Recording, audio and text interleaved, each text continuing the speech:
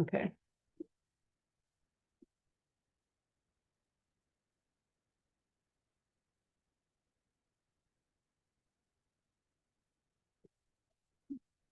Yeah, please.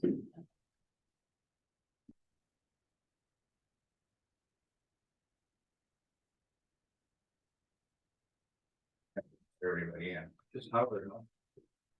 Hi, Howard. I mean, not just Howard. Yes.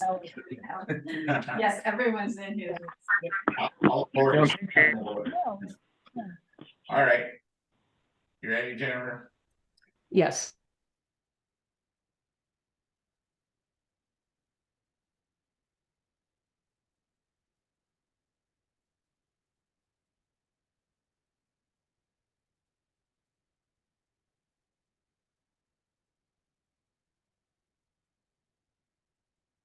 An opportunity for members of the audience to address the board on matters which are not on the agenda and for which we can take no action, but would entertain a brief discussion on any subject you would like to address the board. Is there anyone with a community expression item?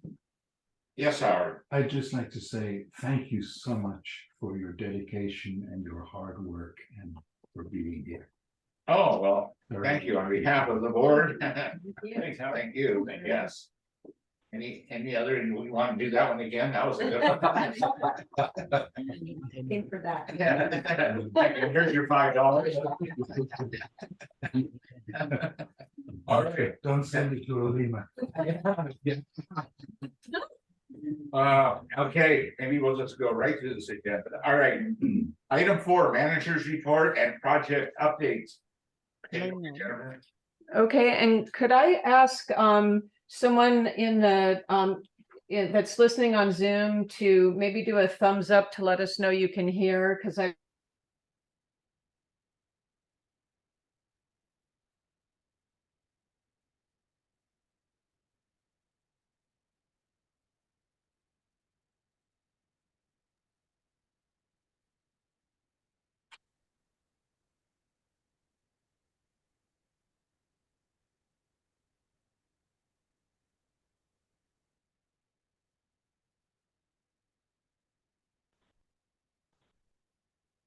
got it. How about now? Okay. Something happened where it auto muted me. Did you mute me by any chance? I was muting all, yes, sorry. Jennifer. Okay, I blame Grace. Okay. Thank you for helping me, Grace, with the meeting. Sorry about that. All right, the first item in the manager's report is an update on the status of the water supply. I did include a memo now, back on doing some update memos that are available in the board materials and on the website.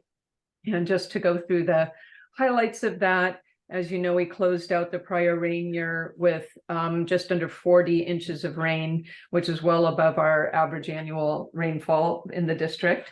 And thus far in this rain year, which began on July 1st, we've received, as of Monday, October 16th, we've received 1.7 inches of rain. So off to a reasonable start. And then we've got the graphs that we've had in the past in the manager's report showing sort of where we are vis-a-vis minimum average and maximum rainfall. With regard to water production and consumption, in the last month, the production and consumption have both been averaging about 70,314 gallons per day, which translates to about 126 gallons per day per connection.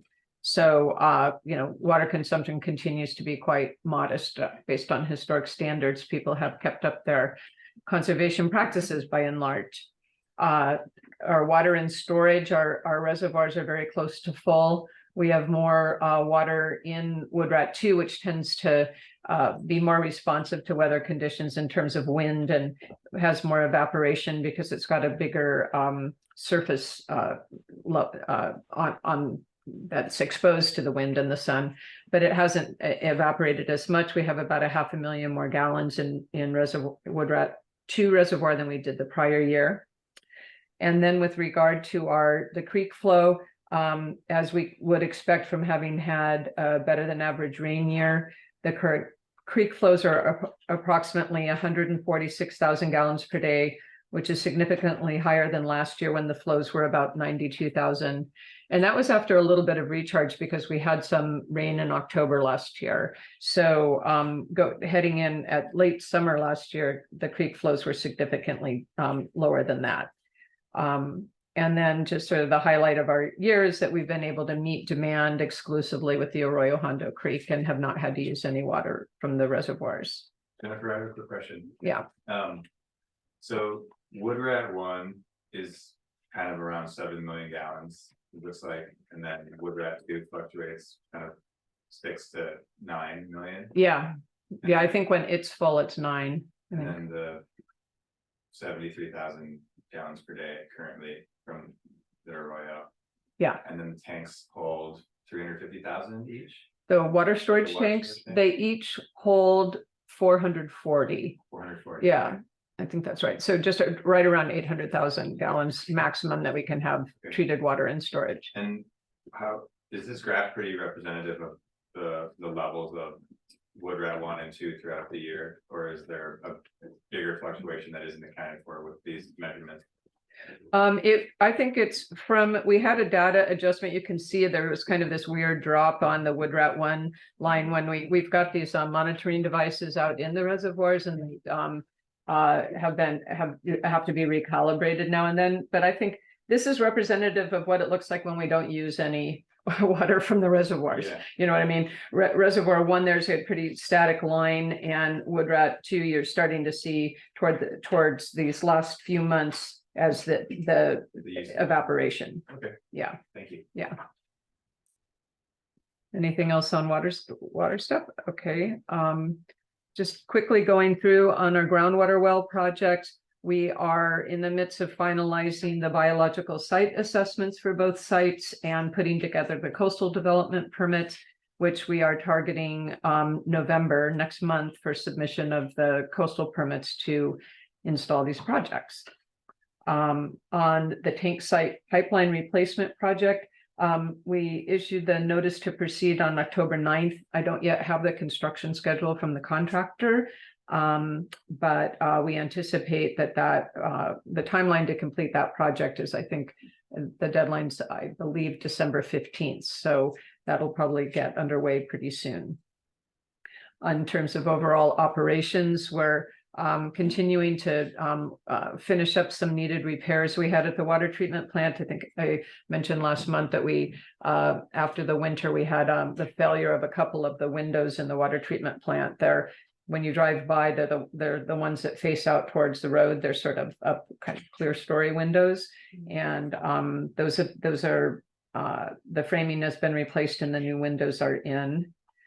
We had a site visit this past Monday from our technician who is an expert on our membrane filtration process. He comes about once a year, kind of tunes up all our filters and gives training to our operators, and they learn a lot every time. And he also has developed some kind of workflow spreadsheets that the guys can use to do their record the regular maintenance that they're doing. And so it was another really productive and useful visit. He tends to come out. There's a number of water treatment plants out here, ourselves, Inverness, and Stinson Beach, to name a few, where he comes out and does technician site visits for all of us, and we kind of share the costs of his travel and hotel. So it's a good deal for everybody. Last month, we did our third round of sampling for PFAS, the polyfluoral alkyl. I can't even say it right, but it's the forever chemicals that I think people know now. It's a lot in the news about concerns about these forever chemicals getting into the raw water supply. The district was randomly selected by the EPA as a small water system to be part of nationwide sampling under their unregulated contaminant monitoring rule. And so I have in your binders the result. Been able to download the results from the first two monitoring rounds. The first one occurred in March and second one in June.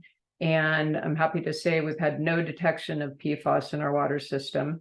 And of all the sample results, we had one detection of lithium. That's not a PFAS. It's a naturally occurring metal in the earth crust and can be found in higher concentrations in certain parts of the country, particularly in groundwater sources, evidently in the arid Western United States. There's a lot of commercial uses for lithium. I think people heard of it most recently in terms of its use in connection with electric car batteries. And it's not a regulated contaminant right now. It's on the EPA's 5th contaminant candidate list. And as I looked this up, and EPA explains that this is a list of contaminants not currently subject to any proposed regulations, but which are known to occur in public water systems, so they may require future regulation under the Safe Drinking Water Act. And they use the EPA uses this candidate list to identify priority contaminants for regulatory decision making. So this is kind of a data collection that they're doing in connection with the monitoring for PFAS. It's the lithium. So we had I think it was the March round of one or the other, we didn't have a detection of lithium, and the other one that we did. And I think that it is probably just a result of when the sample was taken. I don't believe that this is any kind of contamination of the sample. I think it probably, we did have this detection, but happy to say there's no PFAS that have been detected. You wanted me to follow up on and report. We had a public hearing last month about a particular customer who had exceeded the limited water use permit and was in the kind of enforcement proceeding process, but things were looking positive that we were going to be able to work with the customer to get the water use back down. And in fact, we have. And so over the last month, the water use at that property has been down, averaging about 160 gallons a day, which is well under the limit, the applicable limited water use permit. So he was able to come back into compliance. So I wanted to report on that.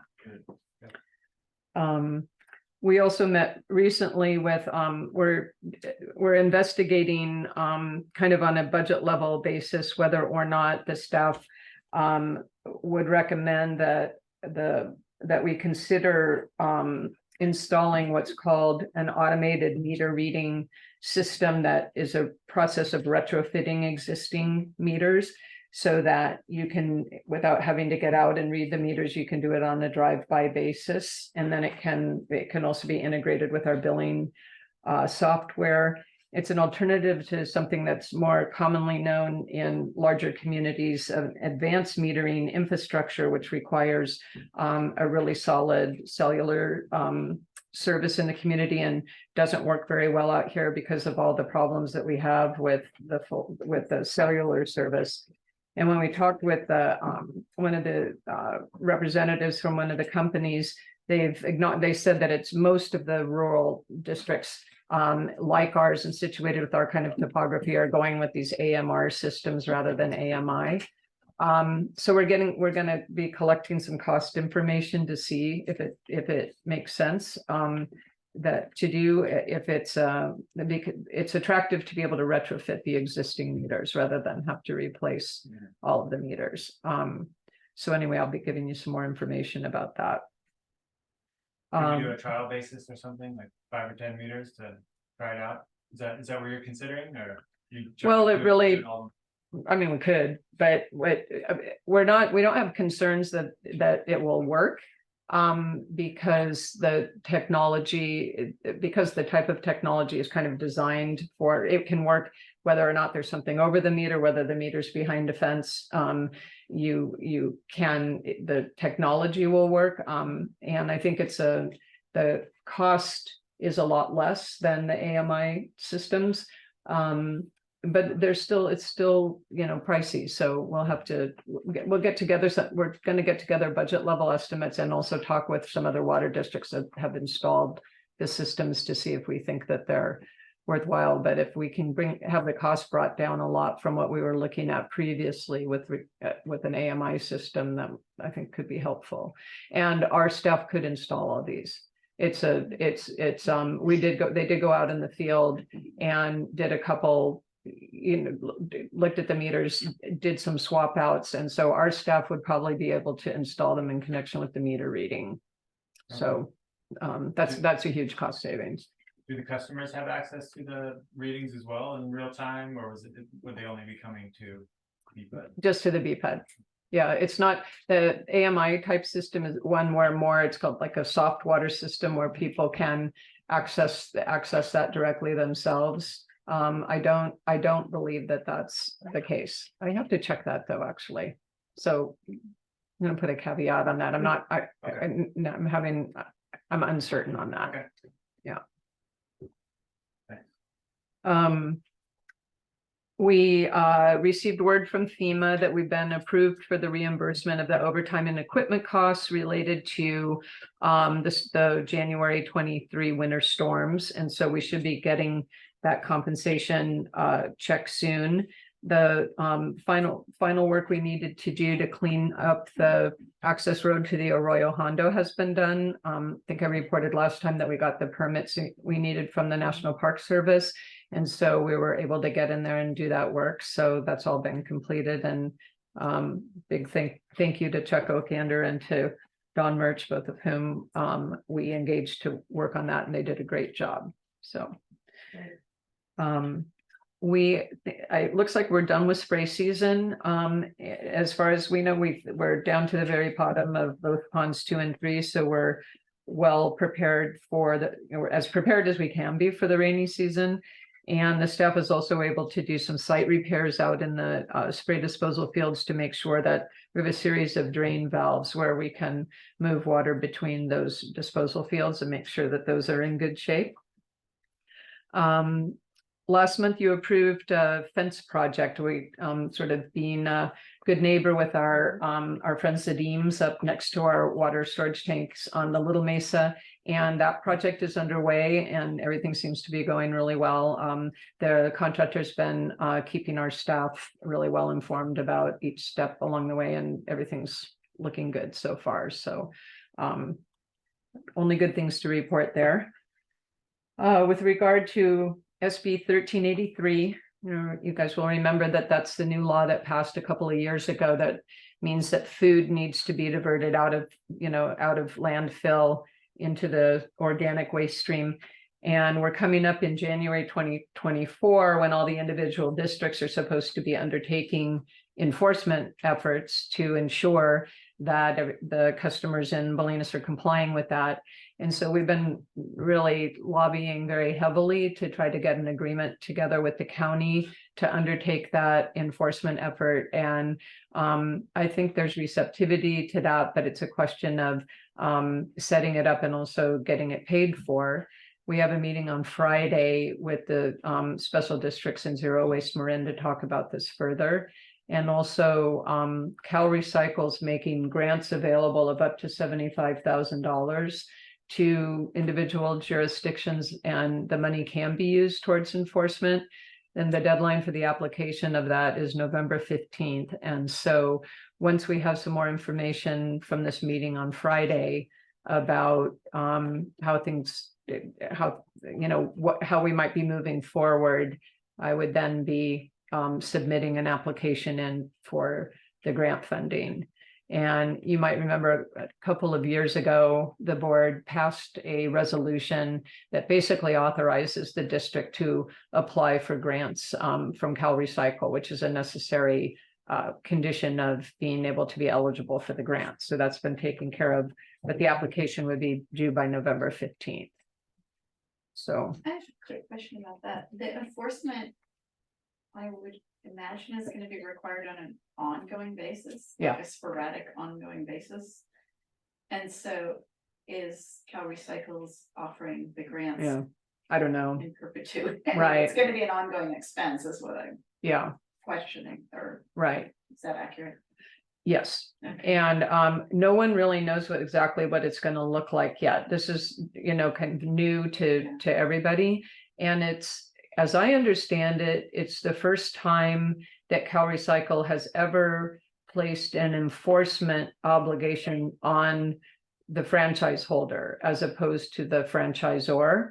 meaning the solid waste company, in our case, Recology Sonoma Marin, they have a lot of regulatory reporting responsibilities and they're out in the field. But in the SB 1383 specifically says the enforcement is on the district or county or city, whatever it is, and it cannot be contracted to a private entity, only to another public entity. That's why we're trying to get the county to do unincorporated Marin as well, because the county is the franchise holder for several communities in unincorporated Marin, Point Reyes Station, Inverness. I can't list them all off the top of my head, but I know that Stinson and Molinas are two that have their own separate franchise. And one of the arguments we're trying to make is it's really just makes sense from an efficiency standpoint if the enforcement can also be done out here, but we would need to contract for that with the county. So, yeah. Has Nikki Burke or Recology gotten back to us about her analysis of the increased costs? Well, we'll be talking that they don't have any cost of enforcement. So on this is not something that they can even agree to do, but there has been some information that I'm hoping that if we get the ad hoc committee appointed tonight, that the board could, that the committee could start working on that. Yeah. Yeah. And this is a total layman's term, but I will speak from my own experience. I have a garbage unit that I never use it fully. I have a blue bin unit that I don't quite use. And then, to add a green unit and then this other unit, I'm wondering, is there any way to consolidate? Like if we were to be able to do it by neighborhood, that these units we could go down and put some of our waste in, because for all of us to have 3 to 4 bins, I'm getting ahead of what you're talking about, but I just think that's a lot. Yeah. To ask of each individual. So. Yeah, and I know there's been specific discussion about Wharf Road and where you are, Yeah. because people really don't have green waste cans because Right. for obvious reasons. Yeah. And so there's been some discussion about that and having a common place, some that would need to be somewhere downtown. And so then that's the question. And then where does that go? Right. So more to come on that, but that's definitely been recognized as an issue.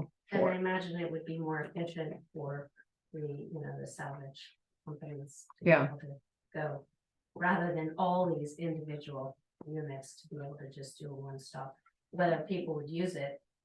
But I think that would be something I would recommend. Yeah. Yeah, they're aware that Recology is definitely aware of the situation on Wharf in particular. Yeah. Okay.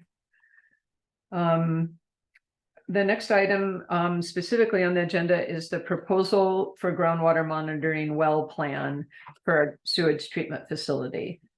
I think you'll remember that this is part of a process that we are at the forefront of with the regional board, wanting to transition the district to a new operating permit. And as part of that, some upgrades, as yet unknown, but some upgrades to the sewage treatment facility are going to be necessary. And as a preliminary matter, the regional board wanted us to prioritize an enhanced groundwater monitoring program at the facility. The first step is the work plan for that. And in recent meetings, you approved the schedule that we put together kind of with the consultation with our engineers, and also kind of informal conversation with the regional board folks to know if it would be acceptable to them. And we committed, or we proposed, we haven't yet heard back from the regional board about whether our schedule has been accepted, but assuming that it is, we have said that we would supply the work plan by October 2024. And we deliberately chose that date to be able to straddle 2 fiscal years, because as you see, the cost of the proposal, the overall cost of the proposal is 35,800, but 9,100 of that is for ongoing consulting services, which we do use. And we have $25,000 set in the budget for sewer consulting services. So we're able to cover a big chunk of this proposal without needing to, separately go to reserves. We can use the money that's been budgeted for consulting services.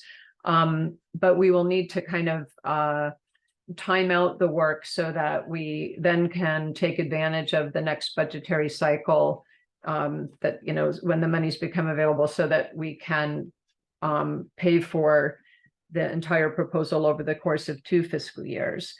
And we will be needing to, basically this is the preliminary steps of a new capital improvement project, because this is the kind of underlying analysis that we're going to need to be doing, that's going to be necessary for us to figure out, and for the regional board to figure out what they're going to require that we do. So these costs, I believe, I will double check this with our CPA, but I believe we will be able to capitalize these costs towards that eventual capital improvement project.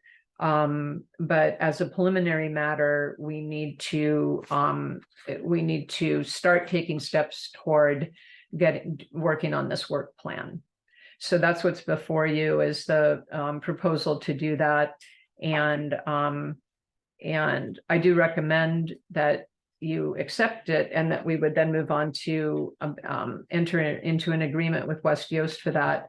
And I could talk with them then. And Catherine, our consulting engineer, is very aware of the need to structure this over our 2 fiscal years in order to fund it. So, but I'm happy to answer questions, or if you have any about the proposal. Do you need a decision from the board, or are you just informing us on the progress of the project? I would need your approval to accept the proposal and move forward. Okay, Yeah. With the understanding that it'll be paid for from our sewer budget, engineering, consulting and engineering fees over the course of this year and the following year.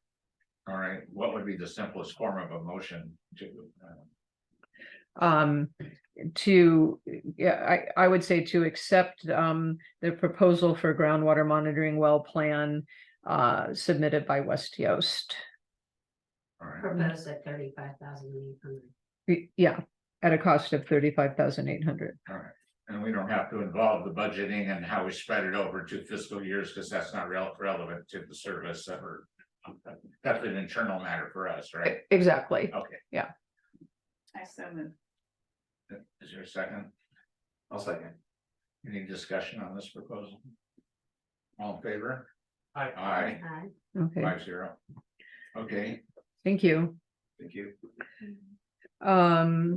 Next, with regard to an update on proposed projects that we're working on about the removal of hazardous cypress and or eucalyptus trees or limbs as that were identified in the Urban Forestry Associates tree failure analysis. I wanted to give you an update that we had a site meeting last month with PG&E down at the lower portion of Mesa Road, where the trees that border the road are in close proximity to the power lines. And we met with the PG&E's vegetation program manager and looked at the trees specifically identified in Urban Forestry Associates report.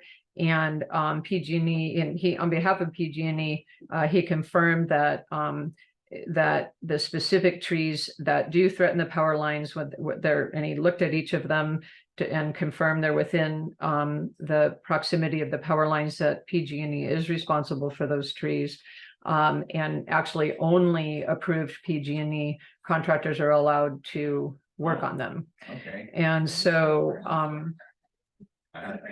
yeah, they're planning to remove 7 to 8 trees per year. Their biologists were out in recent weeks looking at the specific 7 for removal that are marked with are marked with 2 red dots. You can clearly see them on the sides of the trees.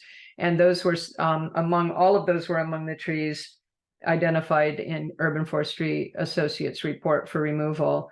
And so those are the ones that are going to be slated first. And then the rest of the trees that are identified in the report in this specific area are also, he also said that PG&E would be taken care of. And then following the meeting, we did some additional site assessment and identified 4 additional trees that we've asked PG&E to consider. The PG&E representative wasn't able to stay very long at the meeting, so we completed additional work after he left. It wasn't that he said no, we didn't look at these particular additional trees with him when he was on site. So we've asked, What's that PG&E rep? his name is Andrew Ludwig. Yeah, he's the vegetation program manager for Marin. And, sorry, it's Mhm. PG&E vegetation. Vegetation management, Management, okay. yeah. Do we have anything in writing saying that he thinks that their PG&E's responsible? I mean, I've sent him a confirming email.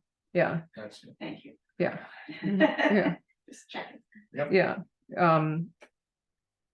Yeah, it was a very cordial and professional meeting. He was walking and looking at each tree with Ray Moritz, and George Krakauer from the fire district was also there. I wasn't doubting, I was just Yeah. cautious. Sure. Then we wanted to look, the other trees, as you know, this site was another area that was identified in Ray's report with some trees of concern, and specifically the Monterey cypress that are along the edge of the BCPUD property here. And in Ray's report, he had recommended that these trees, all due to their age and structural defect, and we did have a lot of damage to them in the January storms, but that the remaining standing trees be directionally felled into this. We're fortunate to have this land right here where we can drop the trees, and then the branches and brush can be chipped up. And then we solicited a proposal from Pacific Slope for the cost of that. And we have a bid of $12,000, which I think is really a good deal. It is made with the understanding that they're getting the trees down and getting the brush removed. And then the lengths, if they have time under what they've bid, they would cut them into lengths and stack them over. But if the funds don't allow, our staff can do that over time, but they would no longer be posing a danger or a fire risk if we do it, if they're left and we just need a little more time to be able to deal with those ourselves. And they include removal of the down trees, the stumps, any, No, they'll knock them down, and then we will probably just stack them along the edge of the property like we have the other ones. okay, because we have the equipment to be able. We have the equipment, yeah, our guys can use the chainsaws, and then we can use our backhoe to move everything. I mean, I think Pacific Slope are great. Are we required to get another number? I can, I don't believe, I think under I mean, I'm I not have to gonna double ask check, for I think it, it's a but- $20,000 threshold, Yeah, or, I think that we have such a successful working Oh, yeah. relationship with them that we just Okay. continue. I'm just curious. I think she just said that it's a $20,000 threshold. Great. Right, that's And if what we I- have I'll I can Yeah. double check that, and I'm happy to, if you approve proceeding with the project, I'm also happy to get another bid, for sure. Yeah. And, No, we don't need to do extra work if we No. don't have to. Oh. I mean, I think they're good, and if you feel the number, it's good. Yeah. Great. and as I noted in the memo, I mean, under the Marin County tree removal permit fact sheet that I found, they're not protected or heritage trees. And it's clear that there would be grounds they're exempt from any permitting, but there's a caveat on that different rules can apply in the coastal zone. And so I'm gonna have to double check about whether a coastal permit would be needed. But In if which you, case, we need somebody like from Benzac or from Urban Forestry to just come out and verify that these. Oh, I think the trees- report we already have is fine, yeah. Yeah, Okay. and I think, if you, I mean, I'd like to get, your approval to proceed. If I need to bring anything back to you, I certainly will, but we'd like to move on getting those down, if we We can. need a motion then to approve the proposal from Pacific Slope. Well, approve proceeding with the project to remove those cypress trees. I'll make sure, subject to me making sure that we've complied with any obligations we have. I believe it's under the threshold for needing another bid, but I'll double check that. And also on the permitting, the cost will go up if we have to permit it. So just in general, if you could approve proceeding with the project, and I'll come back to you if there's, if there's anything more that you'll need to I'm happy authorize. to make that motion. Okay, so This is just for this property you're talking about, or? Yeah. Okay, because everything else on Mesa Road is sort of. on We're still pause. working, yeah, we're still working on that. Okay. I'm just, Yeah. yeah, no, we're definitely working on it. Yeah, no, It's just, this is just one I can bring to you now and then we can move forward and Yeah, then keep okay. addressing all the others. Yeah. Kristen has made a motion. Second. Oh, Okay. sorry, Jack. Go ahead. That's what I was looking for. Any discussion? All in favor? Aye. Aye. Yeah. Great to get that done before winter. Okay, and I think the last thing I have is that I wanted to give you a quick update on the post office situation, at least insofar as we've been involved. I mentioned at the last meeting that and in your binders is a letter that we sent to the district manager here in San Francisco because as you know, we've been working with the Postal Service folks on an interim post office to be sited at Mesa Park, and that was kind of abruptly dropped.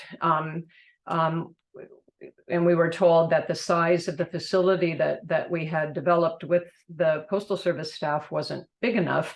And so we sent a letter in asking to reconsider, and Congressman Huffman was really helpful in that regard and spoke with people in Washington, and they said that they were receptive to considering a revised site proposal. But then we didn't hear anything back in the last couple of weeks. So we've been working on and have submitted a revised site plan that would be the square footage would actually be slightly more than we were told that they would require. We were told the requirement is 2,567 square feet of space, and we have a proposal that would provide 2,585 square feet. So we are waiting to see if we can move forward with those discussions. So Very good. So if they responded positively, would we then sort of pick it up where we left off, which is to try to execute a lease for the parking lot and then proceed from there? yeah, we were right on the brink of, we were assembling the coastal permit documents. And the Postal Service architect had designed the interior space the way that they would need it, with the post office boxes and the office space for the personnel. And so that I'm sure that we'll have to go back and have that slightly redesigned, given the almost doubling of the amount of the interior space. But from our standpoint as the property owner, yeah, it would be the lease, and it would also be putting forward the coastal permits. That's the cost of the coastal permits, and any site site enhancement there is going to be through fundraising in the community. Okay. So this is going for planning, and then we would need to do a building permit. No, the Postal Service isn't subject to building permits. Okay. So the only comments I would have is on the site plan, it would be helpful to have some information of like who made the site plan, what the date was. There's no date Yeah. on it. Yeah, Okay. this is kind of minor. Yeah. But it's the only way I would typically track, like when you submitted a proposal, who drafted it, when was it issued. So that's. Yeah, one just Steve comment. Mattson prepared it. Yeah. And so yeah, if he could just add what we would call a title block Yeah, from that information, that'd be great. I'm not gonna go too deep into the design. But I'm just curious, is it angled, because it's just connected to the electrical service? I think it's the existing footprint of the, existing asphalt pad there. And the site conditions, Got it. Didn't know there was asphalt there. yeah, Seems like it's taking up a lot of parking lot. I mean, Yeah, today there were like 8 double dump trucks in that lot. Servicing a project in town, so. yeah, that's all temporary. It's being carefully worked out between, as I understand it, some of the trailers for the temporary RV park have been there, and then the contractors down for working on the College of Marin building are using it as a site staging area between now and they're going to be out by before November 11th, because November 11th is the toxic away day. So there's been a lot of uses of the parking lot, but this is still totally theoretical at this point.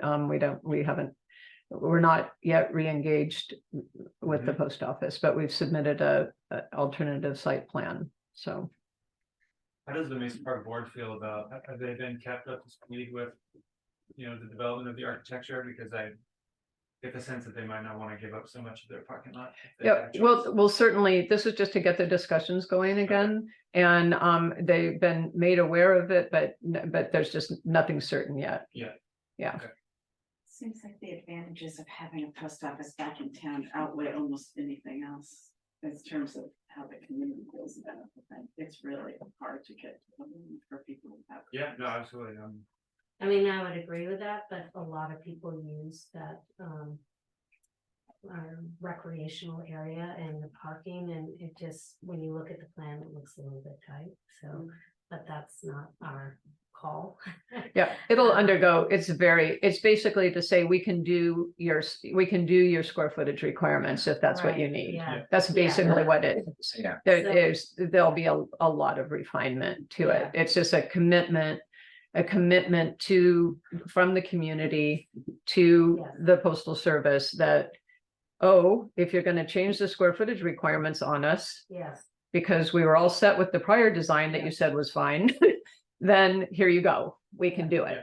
And, but we're gonna, to all of your points, there's a lot more refinement that'll need to be done. It's to get everybody back at the table it was again. great to see the square footage. I do think he needs a title block just to date it and who issued it, particularly if it's gonna go back to the Mesa Park and beyond. Yeah. And looking for approval, so that's a minor comment on that, but an important comment on the plan.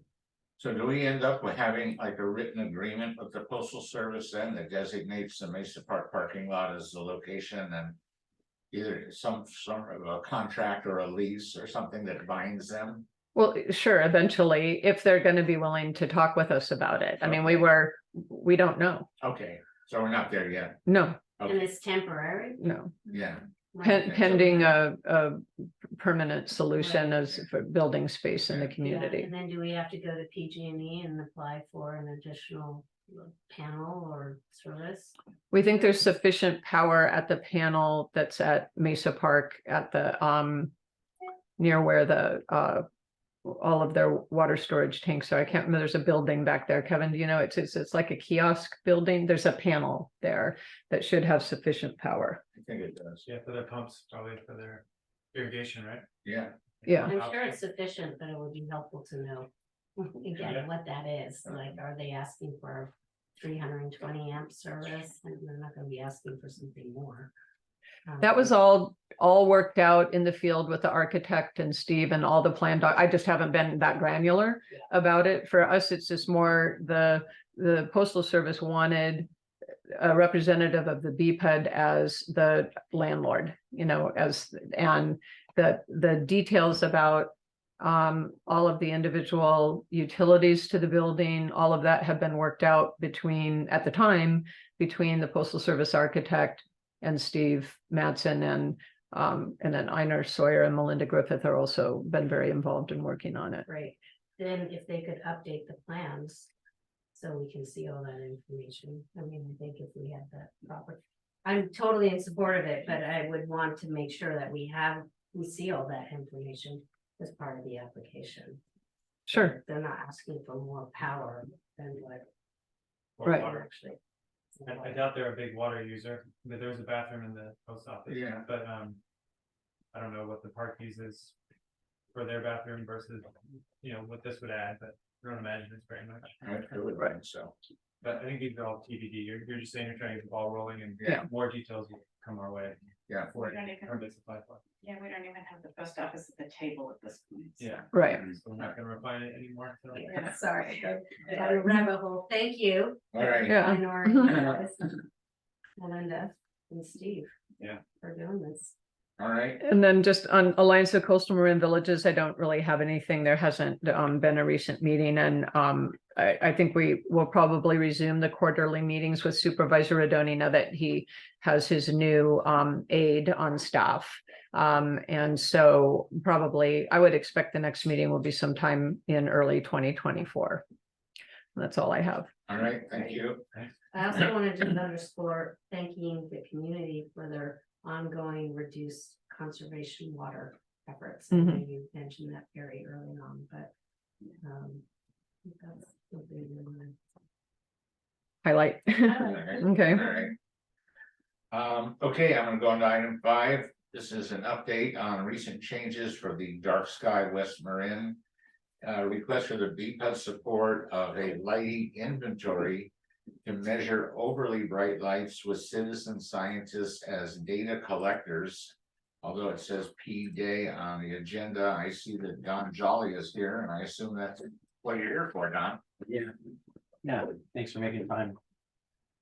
Yeah, Peggy Day has been spearheading this in the Village Association in Point Reyes, but she was indisposed by a little health thing, so she can't be here, so she asked me to be here as a proxy. All right. Okay, Um, tell us what it is that you'd like our board to do. know what's the ask. are you familiar with the dark sky proposal? Yes, there was Okay. a presentation made to us last meeting. We don't need to go there. Okay, the one thing that Peggy wanted to make sure I communicated was that there have been changes to this proposal. Specifically, when this proposal was first initiated by the Village Association in Point Reyes, it was done so in conjunction with the National Seashore.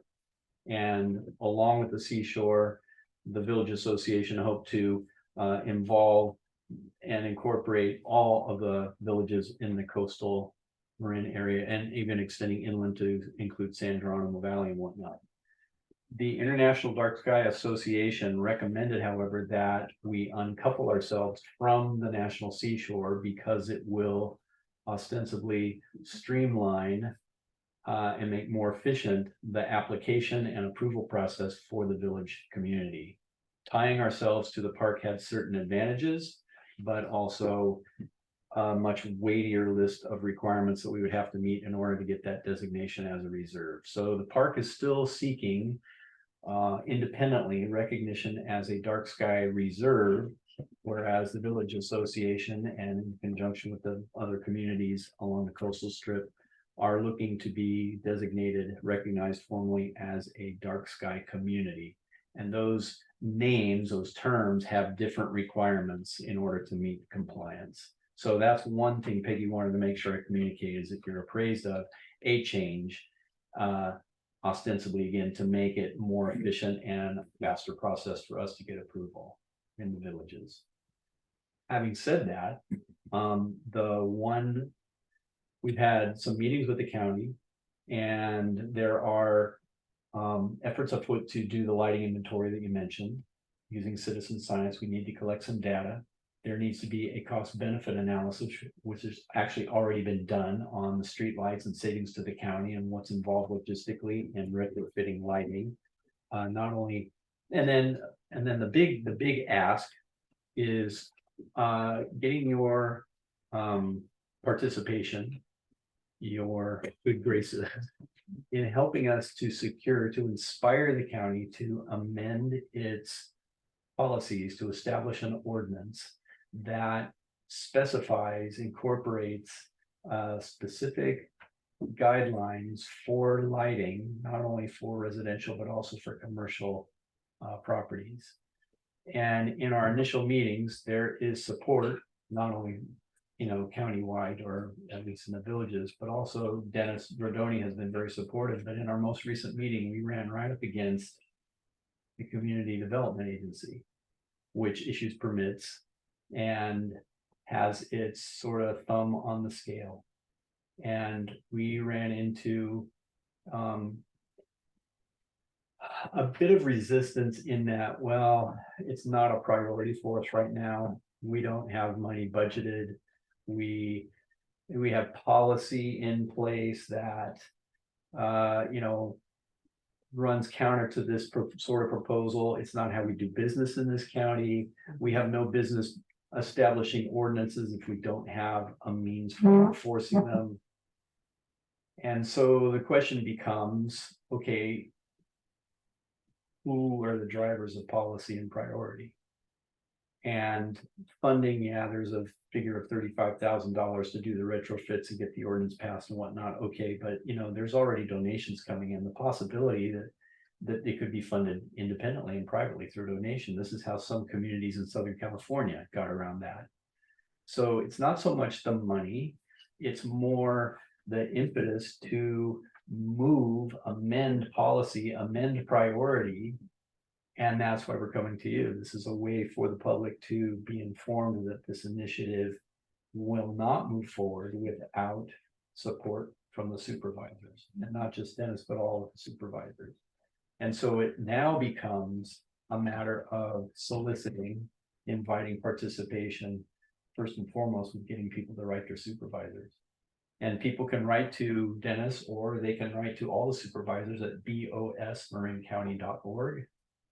Writing to that sends the same message to all the supervisors simultaneously, because the policies and priorities and budgeting through the Community Development Agency are at the beck and call of the supervisors, not the other way around. And so by running into the Community Development Agency as a main stumbling block, it's sort of like, okay, we need to move that aside by appealing to the supervisors, all the supervisors, to get their approval to change, amend policy, get involved, inspire them. So we're here to make an appeal to start sending those cards and letters, folks, to county supervisors and in support, if you are in support of the ordinance. And in terms of people becoming more informed, there's the Dark Sky West Marin website. People might know about that, and there's a lot of ways to become involved. You can Google this thing. We've had a lot of press. It's been in the New York Times, LA Times, the IJ. We've been on KQED. So the information is out there, and there's a lot of groundswell of public support. But if that support stays in a room like this and does not reach the supervisors, it might not happen quite the way we'd like it to. So you're looking for support from the BCPUD in the form of a letter from this board to the Board of Supervisors? At the start, also just informing people, the public, and this is a place where a lot of information is disseminated of interest to the general public. And so anybody who's privy to the minutes of this meeting or is participating, yeah, you get out there if you support this, or if you want to know more about it, certainly investigate that. I'm not here to twist arms, but just to make the statement that it's now at the place where public opinion matters most.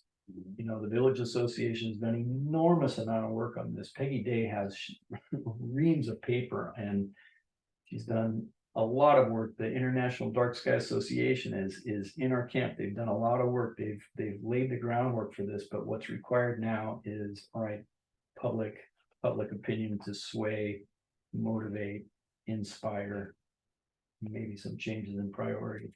So in addition to a letter from the board, would it be, for instance, prudent to have some kind of a letter from Peggy that we could put in the hearsay, for instance? I have one that she wrote, a draft. I wasn't prepared to bring it to you, but I can certainly make that available to you. She wrote a very nice draft, a very nice appeal.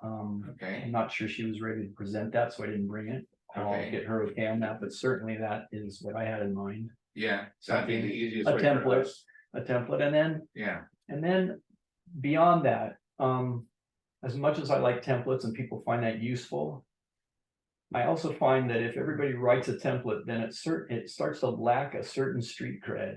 yeah, And so if people can look at a template, but also be inspired to write their own views in that, then that sways people in a different way yeah, than a form letter that I just put my name on and send off. yeah, So it's about making an appeal for folks to inform themselves, ask questions, see what they think about it, and if they're so moved, write to the supervisors. And not just Dennis, but all the supervisors. And even write to the community development agency. Sure, why Okay. not? uh-huh. in addition to Absolutely. The board. Because the things we got was, oh, it's not priority, it's not policy, it's not how we do things, and it just got shunted to the side, and hearing that was just like a buzzkill, Yeah, really. Reese, did you have your hand up? Yeah, I think that. Just in terms of getting the news out to the community, keeping it in, not just getting it in the hearsay, but keeping it in the hearsay. Weekly update, how something, I mean, because people miss copy, just because it keeps it in front of people's faces. And if you didn't remember to write your letter this week, can you see it again next week? Maybe you will. Can't make promises, but I would also say that there are conversations happening at the school right now to incorporate this. To incorporate the school, part of the requirements of the International Dark Sky Association is public education. Not only in places like this, but also at the school, and we're already talking about the possibility of having kids make submissions. About the impact on wildlife of light trespass, about light and darkness as part of the natural scheme of things in a habitat, about stewardship of these lands that we're surrounded with. It doesn't end at the horizon, it doesn't end at sunset. So I think the possibility of having this in the conversation in different places is also well taken as advice. I think it's already in the works. Yeah, I think that's great. I mean, I also picked up in the reading that you were seeking students and volunteers to write letters of support. So I was gonna ask, and you've already given us some examples of who you've reached out to. And so now we're hearing the local schools. I think that's great. Love that education opportunity aspect. There's also the community center. What's Will Bartlett doing? He's doing Civic group. the civic group. I might suggest that. Okay, if I'll that pass that, is I'll pass that on to give Peggy. Space, that could be another place. to Absolutely. publish. And he's also associated with the hearsay. I'll pass that on to Peggy. Good. Yeah, Yeah. and then I had two other questions, so I was curious about, the ordinance and who you're seeking to, so we've got that covered. The application is $250, is that an ask of BPUD or is? I don't think so. Okay. I don't think so. We're And then asking for that. was that mentioned of a fundraising event in Point Reyes at 6 p.m. on Friday, but it didn't give a date, and I was just curious, did that date already pass? So. I'm not sure that one. We had a couple of events as part of our public education mandate. We've had a couple at the Dance Palace. That one I'm not aware of. We had Joe Miller from College of Marin come up and talk about the impacts on wildlife. We had prior to that an informative meeting back in April, but this one that you're referencing, I'm not sure about that. I'm sorry, can't speak to that. I went deep. We're also, I should say, making an appeal to folks to participate not only in, say, notifying or making known their thoughts on this, but also we're soliciting participation for light inventory. We're gonna go out in the winter and inventory the lighting in West Marin, street lights, and there's a place for citizen science to take place, not only students, but also we're looking for interested parties. You wanna know how to participate in this? Great, come out and do the inventory in Bolinas. Yeah. Yeah. Right, so we're looking for a broader base of involvement and voicing and participation, so the county sees that Yeah. rather than just a few people who are attending meetings with the county supervisor. Right. So why don't we go ahead? Yeah, maybe this is something I just missed, but I'm just trying to summarize what the things you're trying to accomplish are. You want to be you want West Marin to be designated the dark sky community or zone. And then you want the ordinance to specify light levels and times from like 10 PM to 7 AM where there's not light. And then do you want new permits to be scrutinized to the standards of light levels, directionality, all that stuff? Yeah, this is a real, this can be potentially a hot potato. Mhm. This initiative, the effort for this initiative began 3 years ago. And quietly in Point Reyes and the village associations kind of spilled out from there. Subsequent to that has come the housing authority mandates for building out unincorporated areas of Marin, as I'm sure you're all aware of. And there have been those who have said, oh, this is an end run to staunch development in West Marin. We've been accused that, we've been accused of NIMBYism. And we've countered that by talking about, well, you know, it's an extension of the commitment that's already been made by this county on federal, state, even Audubon, you know, the nonprofits to preserve access to the natural world. So partly it's about stewardship of what's already here, but the other is how interesting that there are now these pressures to build out. What better time to put in place specific ordinances? It's not anti-development, it's about putting ordinances in place for not only current lighting, but future development. Adhering to that as a way of making development informed. It's not anti-development, it's pro-informed development. And as I'm sure Jack can attest, having grown up in Southern California, as I did, the impact of unbridled development is irreversible. And that's so, I won't say that this is driven by that, but it's a real interesting juxtaposition in the timing. Like, what better time than now to put these kinds of things in place, these understandings and commitments, so that we can preserve what we already have. Well, Does that answer? Yeah, Okay. yeah, thank you. Okay, sure. Go ahead, Kevin. I feel like Williams already is sort of a dark sky community, so I think you're in good company.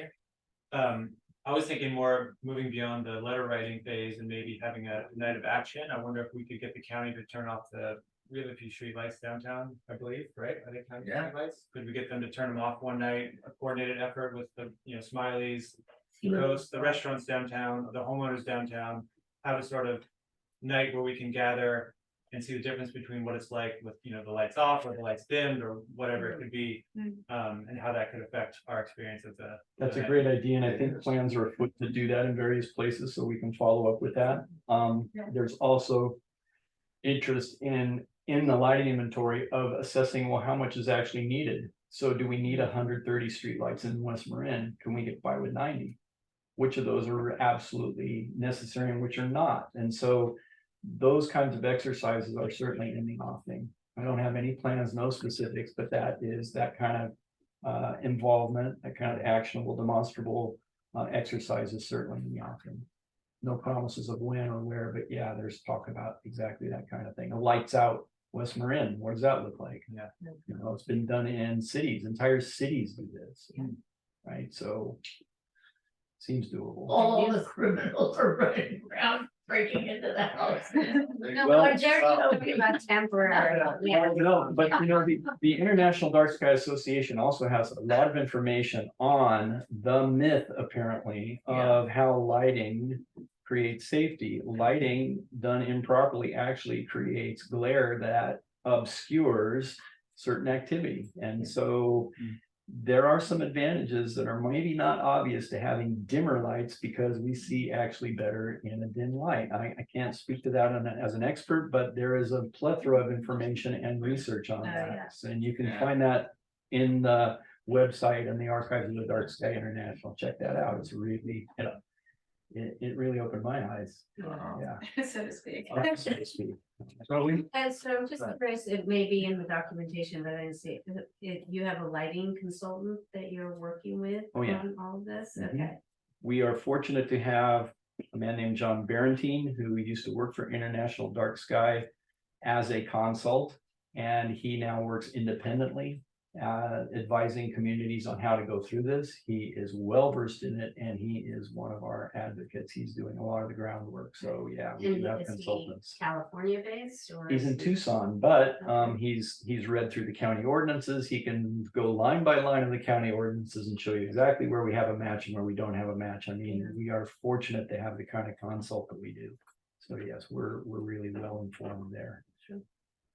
So for purposes of our meeting and our agenda, it appears that, one of the things we could do right now would be to approve writing a letter then to the Board of Supervisors in support of this project. Sure, and in exchange, I would then, in gratitude, I would then have Peggy communicate with you and give you a template if you want to look at it.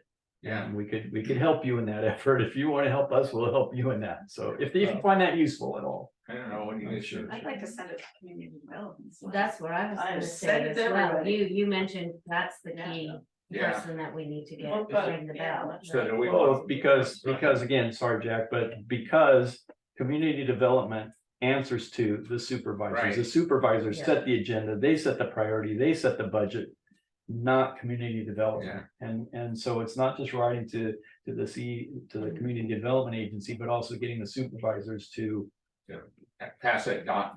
Exactly, From the top right, down. right, Let's do yeah, that. yeah. Okay, so is there a template that you would offer us to then to be the letter that we send? Absolutely, I'll do that when I get home. I'll talk to Peggy and see what she wants to send, because she's Okay. more appraised of sort of the ins and outs of the details on Okay. this, so I'll get her on that right away. So Jennifer, do we need a formal motion in to send that letter, or can just the board as a consensus decide that when we get the template, we'll have you send it out? Well, yeah, it's not on the agenda really to do that, so Oh, you okay. can't take Right. specific action for that at this Sure. meeting. at Oh, all. okay, Yeah. all right, so then why don't we just agree on as a consensus that we'll We'll send you wait for that something. template letter and we'll send it, and we're deciding to send it to Board of Supervisors and Community Development, right? Okay, Thanks for your time. thank Yeah, you. one quick question. Is there a potential cost savings to the county with some of these Absolutely. implementations? I mean, that may be another angle. that- Absolutely, cost benefit analysis has already been done. That's already, Peggy has already got that. She's got the numbers. If you're interested, I could forward that to you. I can make that public. She's already done that, and she had submitted that to the county as Okay. well. Apparently, the retrofit that is being proposed would pay for itself within a decade to the county.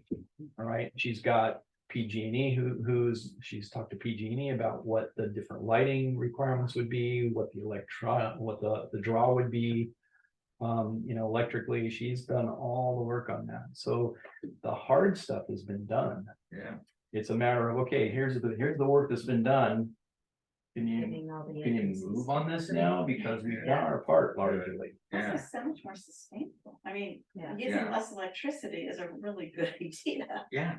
I'm sure Yeah, PG&E that's will be grateful. Well, that ironically, I've taken up a lot of your time, but ironically, that's one of the problems is that with the using bulbs that use less electricity, ironically encourages people to use more lighting because it's cheap. There's this really weird sort of thing that's happening. And so even as lighting has become more efficient, Mhm. there's more of it. So Mm-hmm. this is a problem that's happening worldwide. All right, well, I Okay. think that's what we'll do, Don, and All right. stay in touch with each other. Okay, thanks for Thanks, your Tom. time. Really, Yeah. thank you for your time, everybody. Yeah. Take care. All right, I'm gonna go on to item 6. Public hearing to consider termination of water services and or revocation of a permit for a violation of the maximum water use allowed under a limited water use permit. Permit number 06-02, and this regards Anna Gade at 550 Overlook Road in Molinas. So Anna, you understand what has happened here?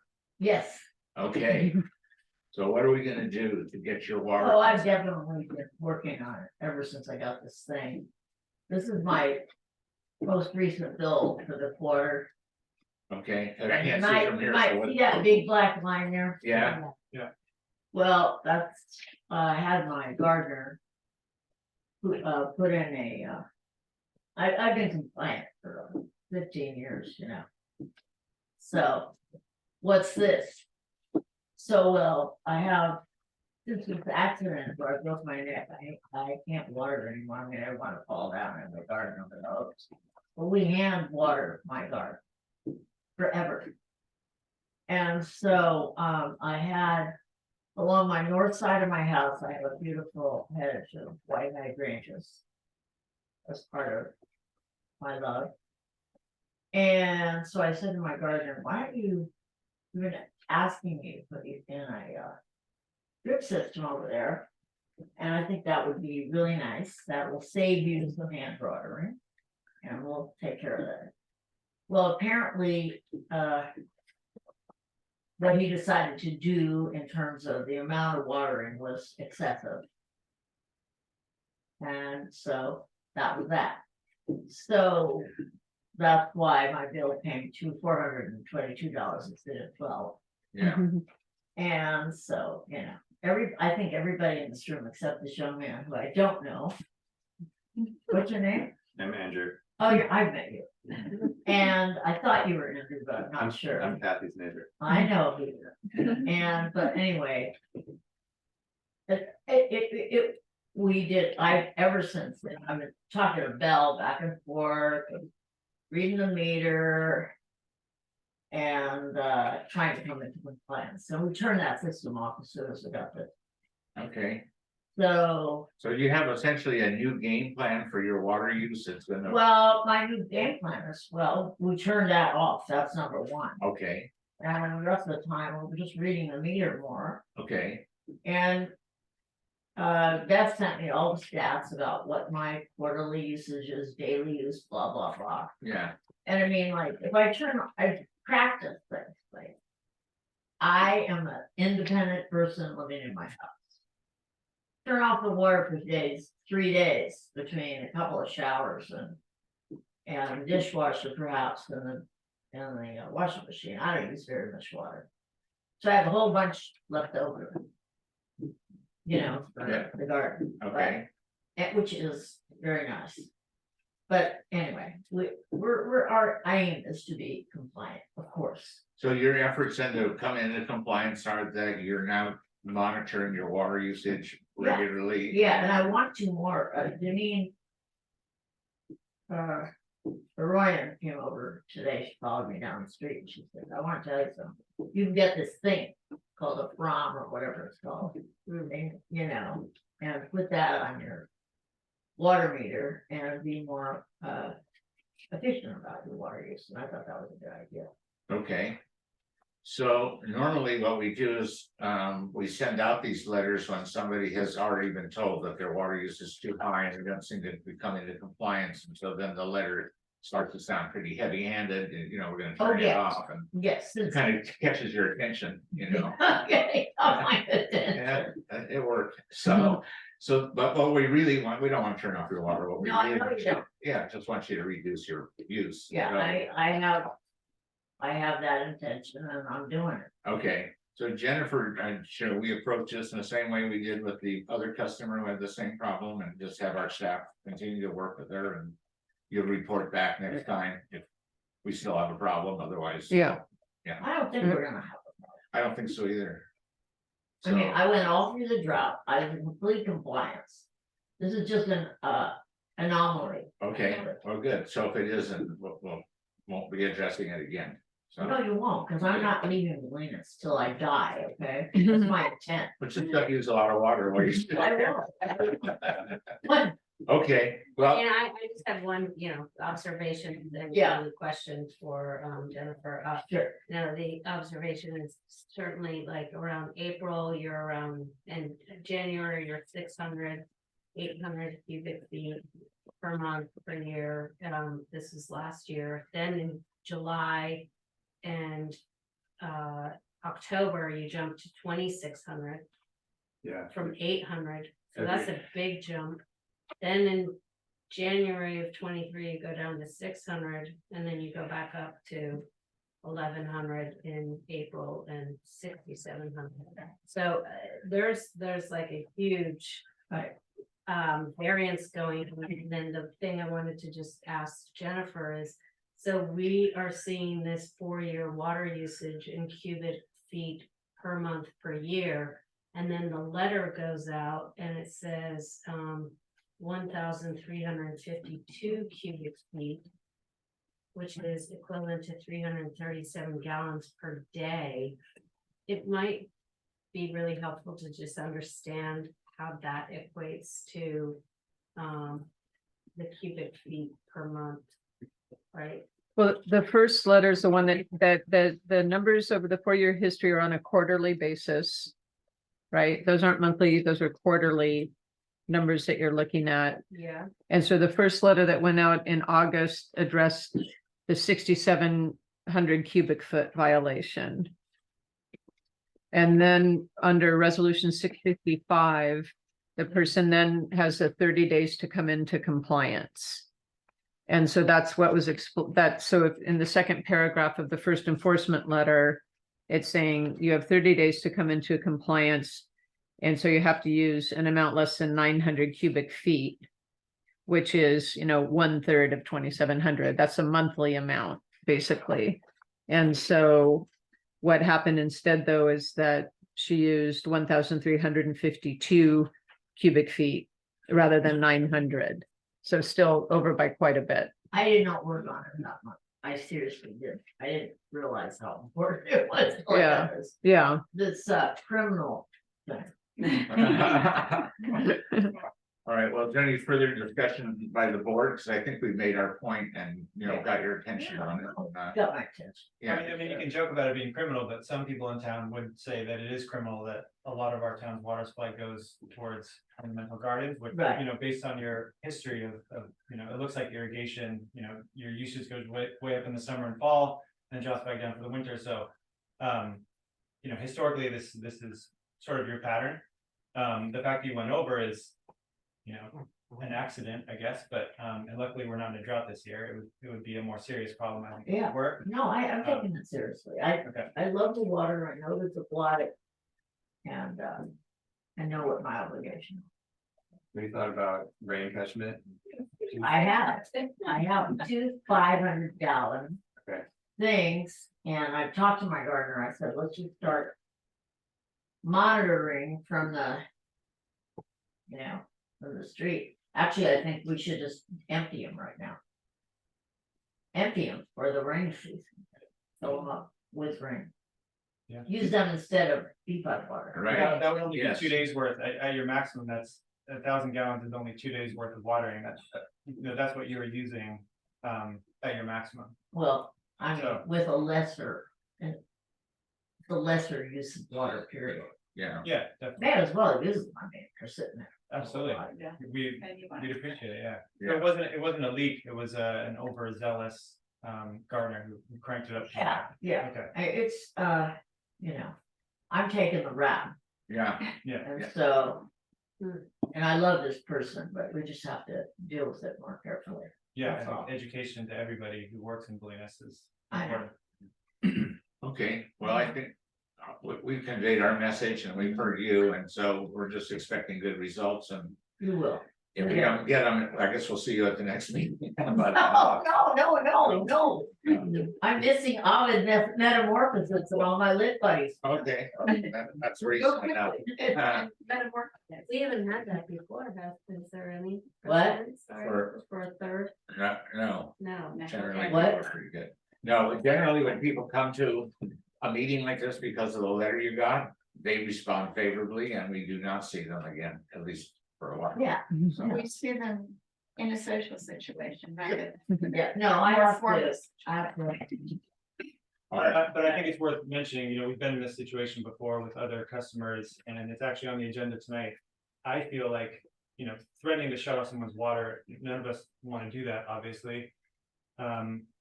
But also, finding you a couple $100 isn't. I think- 422. it's a strict punishment, but to some it's not. So I feel Well, like we to need. some it is, Absolutely, but I and think, I'm a I, retired high school teacher, and I'm 83 years old. And I will pay the stupid fine. I think we need something between those two. I think we need something that's more strict. Between a fine of a few $100, which I know is serious. But shutting off someone's water is very serious. So I think we are discussing later tonight more actions that we can take. So. Yeah, And I would only add on that. I'm because I deeply keep respectful of the water moratorium and the need to acknowledge, in this town. I mean, I love it. Yeah, I was just gonna add, this is potable water that's going to irrigation. I agree. Said this I before, agree. and this is potable water that could be servicing people who could be drinking. So I know. I'm glad to hear Andrew ask the question. Have you looked at? I mean, I wish we could use gray water. I mean, I don't, probably another big investment. I'm not ready to. Yes, it will be another big investment for you, but. What? It would be another big investment, but the catchment system is a great one if you Yeah, get that in I- place. I and have hear that. Or a So, little bit, I mean, Um, 1,000 gallons. Yeah. okay. Okay, so thank you very much. Thank you. And Yeah. nice to see you. Yeah, All right. and I hope I don't have to come back under these circumstances. Yeah. Sounds like it would be a first if Yeah. you did, What? so, sounds like it would be first if you did. I don't want to. You I don't wanna- expect to. I want to be a good related citizen. Yes. All right, so with that, I'm gonna go on to item 7 on the agenda. This is a request for the BCPUD to clean up logs allegedly dumped on an undeveloped lot adjacent to Pine Road near the intersection with Cherry. The request is from E. Pond. I think that's brought that name on the screen. Yeah. Yeah. Except they don't see it anymore. Is there- He's there. Oh, yeah. I just asked- Eric Hahn, You need to unmute Eric. is he muted? I just asked him to unmute. but- Yes. Yes, There. There we go. So I'm calling it your item on the agenda. This is to get some logs removed that were dumped at the corner of Pine and Cherry. that's correct, sir.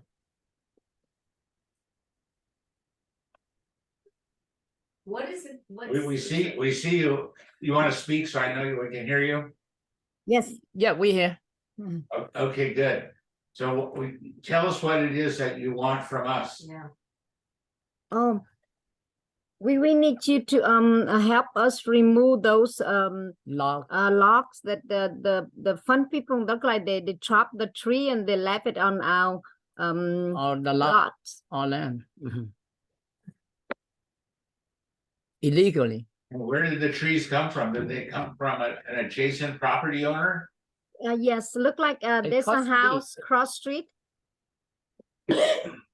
Have you talked to them? Have you spoken to the neighbors and asked if the trees belong to them? The neighbor, but Sorry, I can't hear you. We didn't see the neighbor. Well, but we saw other tree would cut there, but and then there's one on the left. If you look at her house, is on the right hand side, one family, and then cross street family. They say that they live there a long time. They saw when they cut the tree and they leave it there. They said that they cut the trees and left them there, so they told you that the Uh-huh. trees belong to them. Have you Right. asked them if they will remove the trees? Because there's a cost associated with that I don't feel like BPUD wants to assume. Yeah. I think the cost should be paid by the people who cut the trees down and left them there. I agree. I agree. So have you asked them to remove the trees? Well, they say that they ignore it. They say it's not them. Okay, Is this our jurisdiction or is this the county? Um, Would this be a the county? photos you sent us photos of the trees. They look like they've been there for quite a while. There's vegetation growing on them. Yeah. You know, Yeah, that's what they left there for a long time. Yes. okay, So this isn't a lot that you reside on, this is an empty lot with no structures, correct? You don't live on the lot, correct? No, So it's an empty lot. And someone put tree or logs on your lot and you'd like BPUD to remove them. yes. Yeah. Yes. I think it's a dispute between two property owners. Unless the trees grow on BPUD land, that really wouldn't be within our jurisdiction to get involved. It's a problem that you're having with the neighbor that we really don't have any control over. So unless there's some evidence that these are our trees and it doesn't appear to be. I think you have to deal directly with your neighbor. No, but the neighbor, they keep ignore, they keep say that it's not them, but when you go there, you see it's them, but and then there's two neighborhood that they say it's them, they, when they cut the tree and they left it there. Yeah, it does look like them, but I just don't know that this is a problem that we can get involved with. Jennifer, have you looked into this at all?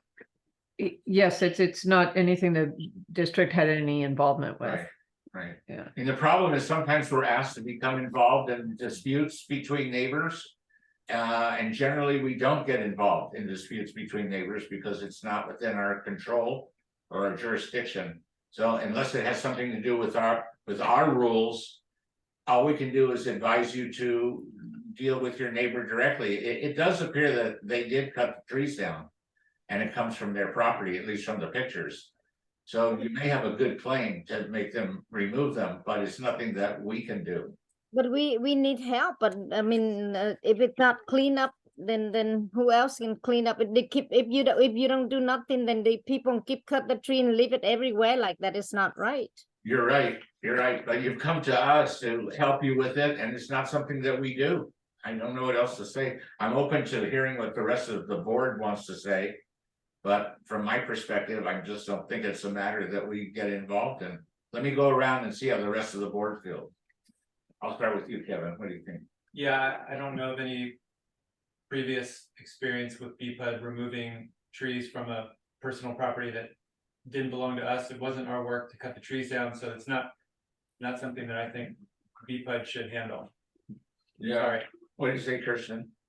Yeah, I mean, I would agree, and I think you could take the recordings or the meeting minutes from our discussion that you understand your concern and issues. It's just not our jurisdiction to. Don't you want every the city to look nice and clean? If nobody helping, that's not good.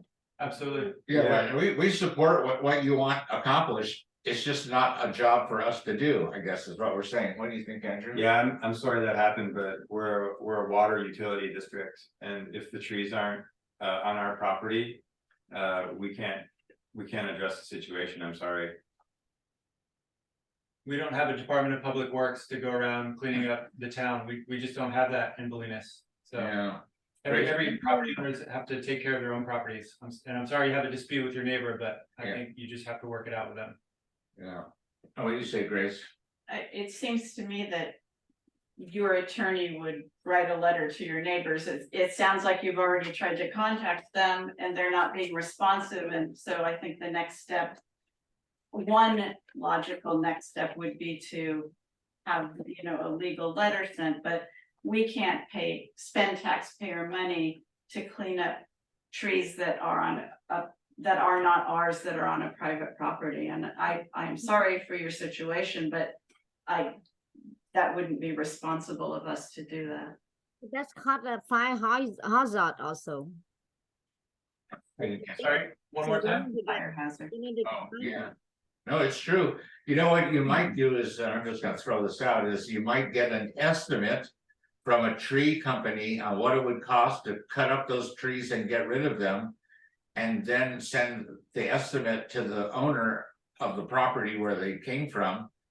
And if that person doesn't pay the cost, then you can take them to court. I don't think it would be more than $10,000, so you probably could go to small claims court. But my suggestion is that that's how you approach it. Okay, it's nothing that we can do. I'm sorry. Don't CD do the cleanup, the stuff?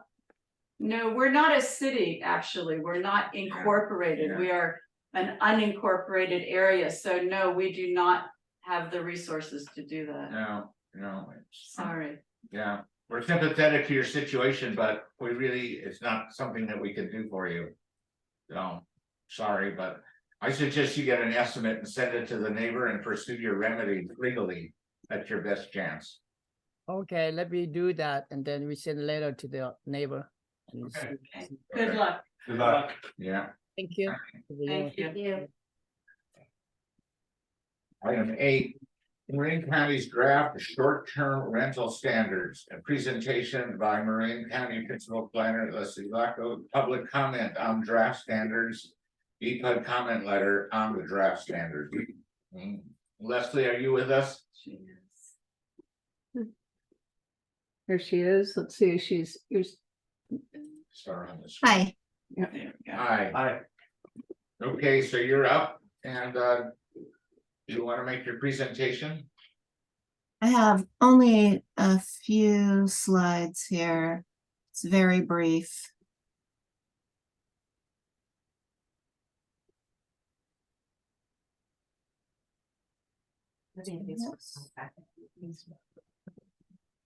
There we go. Are you guys able to see that? Yes. Yes. Okay, great.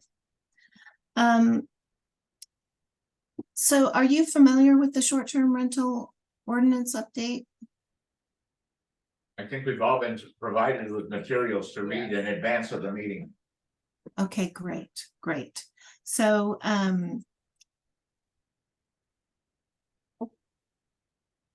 so a little bit of background on our short-term rental ordinance. We first adopted some regulations in 2018. And they were pretty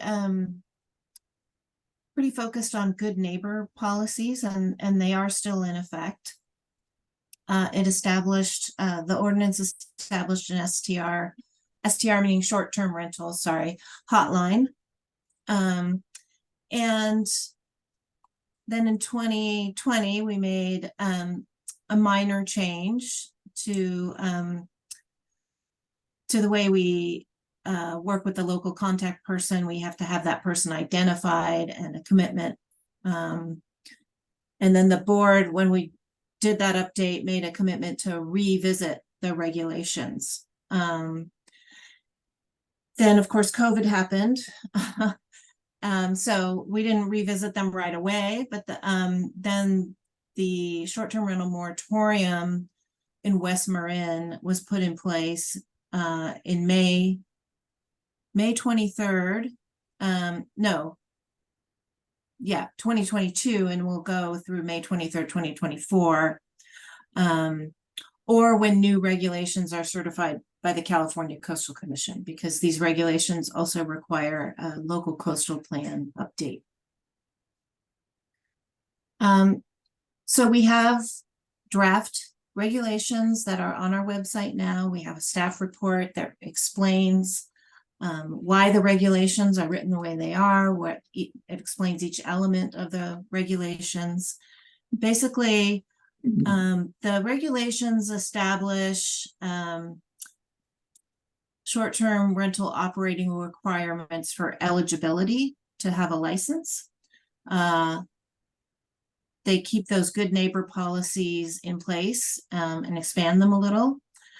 And then they also provide for emergency preparedness. And what they require is a license and an application process for that license. The regulations also include caps on the number of short-term rentals, and the caps are determined by community. And there's also a process for enforcement. And having enforceable regulations became very challenging as we went through this. So we really did make sure that the regulations are enforceable.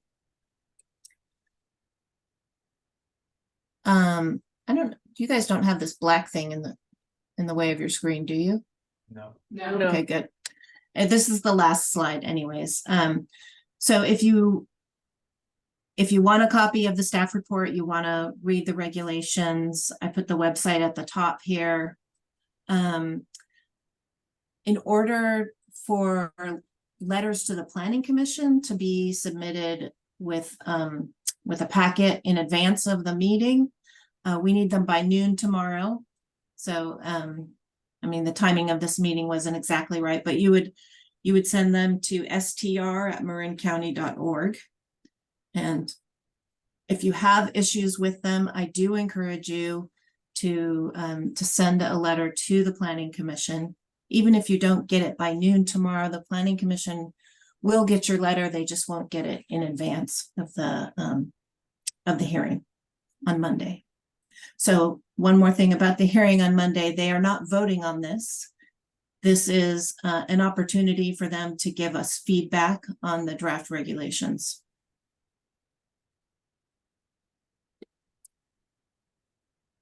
And one more thing, and then we'll go back to them on November 13th, I think. Yeah, November 13th. And we anticipate that then they'll vote on the regulations. So that's it for my brief presentation. I'm happy to answer any questions that you have. And just know that we're sort of moving out. This is kind of the last meeting that I'm attending. We're moving out of the phase where staff is really answering questions and moving into the public forum where the Planning Commission and then the Board of Supervisors are going to be addressing your questions. Well, does anybody on the board have any questions? Okay, well, I'll start with Grace. Could you explain how the mechanism from going from the initial number of unhosted STRs to the ultimate number? Is that just by attrition? It's unclear to me from the plan. Yeah, in a time like that, I was wondering the same thing. Are you expecting it to take 5 years? Was it 63 to 54? We're talking 5 years, or we're talking 20 years? Do you have an estimate about that? I can't hear you. I think you're muted. Hold Yeah, on, one second. you're muted. Here you go, hold on. This is, Can you hear me okay? Now we Yeah, can. we can. Okay, all right. Oh, just a second. There's something going on with my internet. Hold on.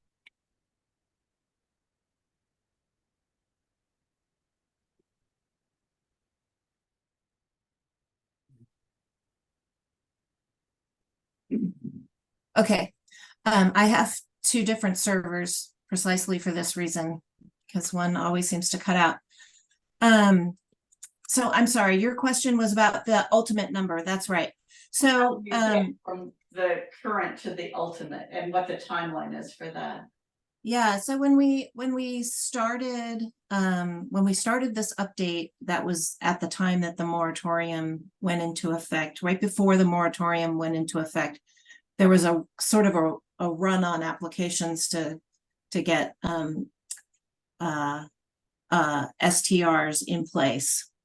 So we used the numbers prior to the moratorium as the initial, were those as the ultimate numbers. Okay, yeah. And then we plan to get to those pretty much by attrition. And we did not set a specific timeline for that. I'm pretty sure that we did not. That's something that we're just gonna get to as, I mean, there's 2 years before this really all gets implemented anyways. And then it'll probably be a couple more years before we reach those numbers.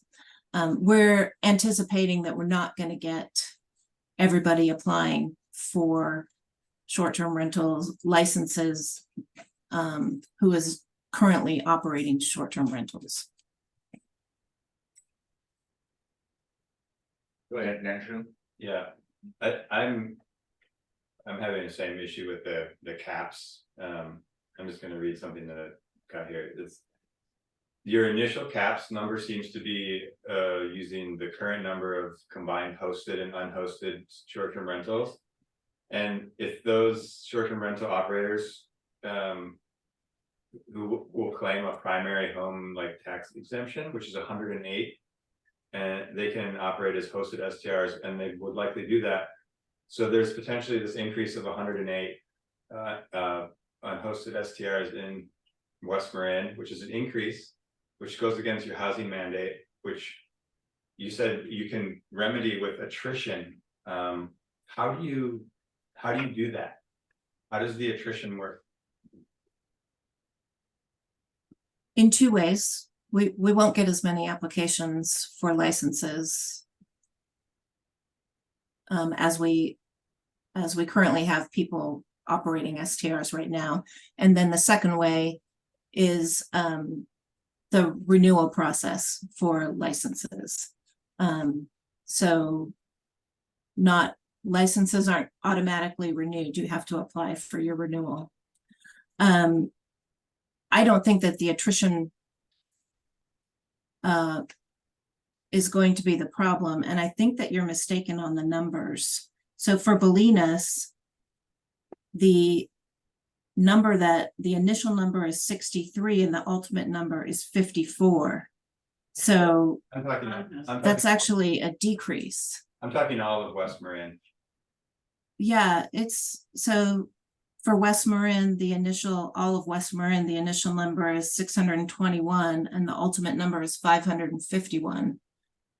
So I think, I'm not sure what you're looking at, but those are the numbers that we're working with. So there's actually a decrease in the number of STRs over time. And we will only be approving 551 licenses for STRs. Okay. And again, what is that time frame? She just Like said- I said, I didn't set a time frame. I don't know what the time frame is. It'll be 2 years before this is implemented, and one of the things that we'll be doing during that time is writing our administrative procedures. So that will be part of what we figure out during that process. All right, let me keep going around our table. Kristen, do you have any other questions? No, I guess, I was getting more specific, like it says, no, you need to have exterior signage and it's restricted to no ADUs, is that correct? Okay. Yeah, Yeah, that comes from state law. The state, developed a process for streamlining ADU permits. They want to encourage ADUs. So then if they get used as short-term rentals, that sort of defeats their purpose of providing more housing. So that really comes from state law. yeah. And maybe you already said this, but how does it get monitored? So we have an enforcement team, and they have reviewed our regulations, and we've written them with their help. So they're confident that they can enforce these regulations. So site inspections, and then we get calls from people all the time. And then we'll go out and we'll check what's happening. And will you be looking to BCPUD to consult on that, or I don't know, verify whether it's like a water usage or? We are going to be asking people for their water bills. One of the requirements is a requirement on number of gallons used. So we are going to be asking people for their water bills so they can show us how much water they're using. Go ahead, Kevin. I had a question about the water use. I think it's maybe nice time to ask it. Bolinas has a very curious water situation here, as you may know. Many of our homes, most of them actually, I think only about 5 or 6% of our homes use 250 gallons a day or more. Most of the homes here use much less. Some of those homes are under serious restrictions, meaning if they go over a certain limit, and it's sort of a patchwork, it's kind of all over the place, but if they go over their certain limit for that house, then they may have to appear before this board and they may get their water shut off. So your ordinance here says that there's a 250 gallon a day cap, but for us, that's actually much higher than we'd like it to be. And what we actually require some of our homes, which I assume may be considered STRs and may be applying to these ordinances. So I'm just wondering what the relationship is between the county and BCPUD, and what happens if one of these STRs goes over their limit that we have determined for their house. What happens then? Is that considered a violation under this ordinance? Could that be grounds to them losing their license? I don't think it would be, because our ordinance says 250 gallons, and that's because it applies countywide. Well, right now it's we're just working on West Marin, but we anticipate that this will be countywide. So if an STR that's in Bolinas has a tighter restriction and they go over, then a tighter restriction in place by BPUD and they go over, then it would be your responsibility to enforce that. Okay, As one of the ways that we could enforce it is to essentially turn them into you and say that because they're violating our water limitations, that they should lose their license on it, or do you not get involved at all? I can't directly speak to that without consulting county council, but I would assume that we would not get involved in that. I would like them to get involved in that. I would like to say, hey, we have a household with a limit on their water and this is a registered STR with you. They're going over their limit. Well, what I'm wondering is if we have a property owner who wants to get an SPR and they've got a limit on their property of less than 250, then I think we should be able to provide that information to the county, and that you should then attach that limit to that particular property owner's license. In other words, their limitations, in addition to whatever limits the county puts on, are also subject to BPUD's water limits. And that they should know that should be a rider to their permit. I'm just speaking out now, but that's my perception is that I think to the extent that you would have to enforce it, you would do it by applying that limit to their license when they got it. So what do you think about that? So may I make a suggestion? Sure. I suggest that you put in a letter to the planning commission some suggested new language that would read something like, actually, let me find the language in the regulation. And then I can offer a modification. They're at 250 already, so it's not that much different. Like if it goes over 250, then they'll pull the license. Exactly, but if they had a 175, for instance, then I thought we made them all 250. 224. 224. 25, I mean, yeah. yeah. 225 is smaller than 250. That's the baseline. Yeah. So it wouldn't apply to that many properties. And it's only 25. It's only, yeah. Yeah, it's still the rule though. A rule is a rule. Still the rule. Yeah, Well, yeah, I mean, it's our rule, but but like it is, in yeah. I terms of think- like cutting back on STRs is, it's not gonna make that much It's difference. I think the water's on page 16, 17 of your 28-page PDF that you sent. Attaboy, Kevin. Oh, that's the staff report. Yeah, I was looking at the regulation. Yeah, But the staff report will be just great too. I don't think it has the exact language though. Talks about. So it says, what it says in the staff report is that at the time of license application and renewal, you have to demonstrate that water use does not exceed an average of 250 gallons per day, or a lower limit established by the local water provider. Oh, there you go. There you go. So that's the suggestion I was going to make. It's already in there. Great. So, sorry. Oh, So you guys are covered. So yes, if you reported to us that you have an STR that's going over their water limit, then that would be something we would investigate. Okay, And could that be considered a violation of the terms of their STR license? And could that subject them to losing their license? I'm saying, is that a strong enough violation? Because I find your definition of a violation a little bit vague. It doesn't define what types of violations they are. So I'm asking if this would be considered a serious enough violation to lose their license. Well, I think there's a process laid out for losing your license, which is sort of it was sort of like a 3-strike kind of thing, right? So, Yeah, it just doesn't talk about what types of violations are. yeah, that would definitely be considered a violation. Well, there you go. yeah. Thank you. So, since this is on our agenda concerning these drafts, what is our role right now? Are you looking for us to write a letter of support, or criticisms or just our comments, or what would you like from our board?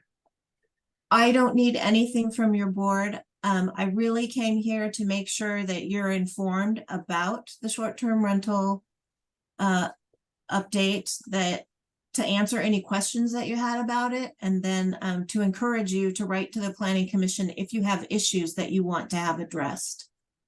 Okay, very good. So are there any issues that we want to raise? Go ahead, Don. Yeah, well, I've been deeply involved in this, since 2016. When we started, a whole bunch of us from all over Western Mass started, raising the red flag with CDA about the, rise in short-term rental activity. And, the response was the good neighbor policy, which cut down on partying a little bit, but didn't rein it in at all. And now we have twice as many as we did in 2018. And it's really way more than we can handle here in West Marin. It's 16% of our housing stock, West Marin wide, has been lost to short-term rentals. Stinson Beach, it's over 30%. And to the point where they can't find volunteer firefighters anymore, and they've gone to a professional department, which is going to cost them an extra $500,000 a year. And so we've been working hard, doing a lot of legal research and talking with county staff, talking with all of the board of supervisor members about this. And in Bolinas, we have Layla Monroe and David Kimball, both strong community leaders, and also a new fellow named Owen McMillan, who's very bright and has done a lot of statistical analysis for us. And he's got a house here and a family, he got kids in school. And since he moved here a few years ago and bought this house, he's, watched the school declining in number of students, more and more, and he's worried about the viability of the community. And as we know, it's very hard to get anybody to move here and work for the town. And we're losing families. And so we believe very strongly that the cap should be rolled back to 2018 levels. CDA is very reluctant to do that because there's a huge pushback from the STR operators, and it's a property rights issue, but the caps have been set back in other communities, notably San Diego, and it was held up in federal court that it's not a constitutional taking because a municipality has the right to set regulations for the public good, and that it's not removing all the property rights, just removing one right, and it's appropriate action, police powers of the municipality. And there's another case in New Jersey where they made the same conclusion in federal court. So this can be done, and it's a matter of political will, and we just have to sit on them and get the planning commission to direct CDA to make a stronger regulation, because it's harming our communities. Not only are we losing rental stock, because people are getting, losing their rentals all the time. We've all seen this, and they have to leave town in most cases, and then it's an STR. You can make twice as much money doing STR than you can with long-term renting. So the financial incentive for the homeowner, the property owner, is huge. And not only is it making rentals impossible to obtain, but it's driving up housing prices, because a family who wants to buy a house and live there can't use short-term rental income to pay their mortgage, but a second homeowner can do that and can pay actually more than half of their mortgage with the short-term rental income and still get to use the place when they want. So this is proliferating, and this tremendously aggressive advertising by the hosting platforms like Airbnb and VRBO and so forth. And there's also a proliferation of other smaller platforms and actually commercial entities who say, and we put an ad in our letter to the planning commission that we just uncovered from an investor group who guarantees you 9% a year return on investment, and then you get a payout in the end. And so you know, send them your money and they go buy a house in a residential neighborhood, turn it into an investment property. Nobody ever goes there. That's one of these investors. It's strictly a passive activity investment. They're removing that residence from a residential neighborhood and turning it into a boutique hotel for the benefit of people who could live anywhere in the world. They're not members of the community. They're probably, you know, not even members of Marin County. And this is just starting here, but we are urging them to, you know, stop it before it gets like it's going to get if we let it go, because once you lose one of those to a commercial activity, it's going to be really hard to claw it back again. And they're saying, well, it's not happening very much, so we shouldn't, you know, bother doing anything. Well, no, actually, this is exactly the time. Just like back in 2016, it was time to put a cap on short-term rental. Much harder to push it back. Not that it can't be so. Those are our two main points. Our group to the planning commission is the caps need to be rolled back to half of what they are now, community by community, different caps for each one, and no corporate entities can do short-term rental activity, period. Just not do it. And that neither of those things are in there, and the CDA is very reluctant to put them in, and Dennis Redomi has been reluctant as well. The other supervisors are more receptive. We've talked to all of them, and planning commission has not allowed individual meetings with us, but we've sent them very detailed information, and we're going to be there on Monday, and hopefully you know, they will direct CDA to make a stricter regulation. And if any of you folks want to write in tomorrow morning and urge them to do that, that would be greatly appreciated. Okay. This might be a kind of naive question, but if it's residential property and there's a commercial entity, is that not conflicting with the zoning? Well, it certainly is, and I talked to Tom Lye about that back in 2016. Yeah. And he told me then that, well, yes, we considered doing it through zoning regulations. And then we decided, well, it'd be better to just start all over again and write a new ordinance, because then it could be retroactive. Whereas if you do the enforcement of a zoning regulation, you can't do it retroactively. I don't know if that's legally true, but that's what he told us. And we figured, okay, great, we're going to get a new ordinance. But what we got was a good neighbor policy, and now we're in the soup. And they still don't, you know, want to put in a strong ordinance, and so it's very frustrating. And yeah, I mean, they basically have not been enforcing the residential zoning regulations all along for decades in this regard. And not only that, but in draft regulations, they astonishingly say that they believe that STR is not a commercial activity, and that is just absurd, honestly. And we hope to get that taken out. It's obviously a commercial activity.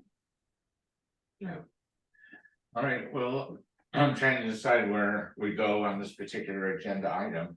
Are we writing a letter of support for the draft? Are we just being presented with information to absorb and moving on? I'm kind of looking to what to do with it. We could write a letter like we often do, reporting the community expression that has gone on at this meeting. Okay, That seems reasonable. yes, it does. You guys agree with that? I mean, Don, you were the primary spokesperson on this, so we would refer to the comments that you've just made, actually, Yeah, and as well as what the board has. I mean, I've made them directly to the planning commission. I put an opinion piece in Point Reyes Light about it last week. You know, a letter from the board that reports these public comments, would be good, but I think even better would be if you, look at, you know, the material that's in there and look at our website, Westmoreland Residential for Housing, and agree with our position. Yeah. You could all individually write to the planning commission tomorrow morning. And that would be, you know, 5 more Westmoreland community leaders, supporting, stronger regulations. That would be more powerful. Would it even be more powerful, if it came from the district? In other words, if Jennifer signed that letter as a general manager on behalf of the. Sure. Sure. I would think it would, because then it would be speaking for the whole community as opposed to 5 individuals. Yeah. Not that we couldn't also write our own letters, Yeah. but I mean, the community is behind this, in Yeah. Bolinas for sure. Yeah. And Stinson Beach is another story, but in Bolinas, people were very upset about the proliferation of short-term rentals and the unavailability completely almost of rentals. That's sort of how I feel about it, that, and you sort of admit in your own documentation, Leslie, that, you know, town by town, there's difference, you know, Dillon Beach wants to have more short-term rentals, you know, Stinson Beach maybe same way, Bolinas feels differently about this. Just, it got me thinking about why this is sort of grouped into a big countywide measure, whereas, for example, you take parking downtown in Bolinas, where, you know, it's been a multi-year process to develop these new parking restrictions for within Bolinas. Why can't Bolinas develop our own short-term rental restrictions? Is that a possibility? I don't know how we would ever enforce that. I think what's a possibility is to advocate for tighter restrictions on the caps for Bolinas. Point Reyes Station is in a similar place, in that they really, at the Point Reyes Village Association last week, they really had a consensus that they wanted fewer short-term rentals. And then, you know, we go to Dillon Beach and they're like, what? You can't put restrictions on us. We want as many short-term rentals as possible. So yeah, that's really I think the regulations, need to be countywide.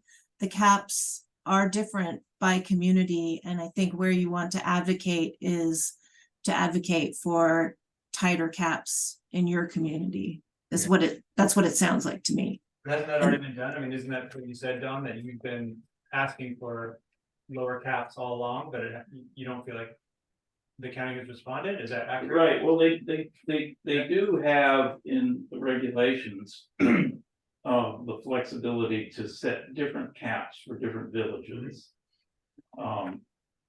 Westmoreland wide, STRs are 16% of our housing stock. So what we'd like to see is having them bring it back to say 8, which is more like 2018 levels. But it would be different from community to community, just that it averages out at half of what is now Westmoreland wide. In Bolinas, it's now 10%. I'd like to see it 5%. All of us in our group would. Stinson Beach is another story. It's 32 or 3%, but it's obviously, you know, seriously hurting them as a community at this point. There's just nothing available there. Yeah. All right, well, I think in terms of moving on with the agenda and making a decision from the board, I think that we could authorize Jennifer to send a letter that says that we support the concept and maybe pushing on limiting the caps is what we would encourage. In other words, keep it down. I'm looking for some guidance on what our letter would say, basically, if we're gonna do it. Didn't Grace make a suggestion? I think he referred you to the Bolinas for residential housing Residents. website, is that, I So, totally but butchered that.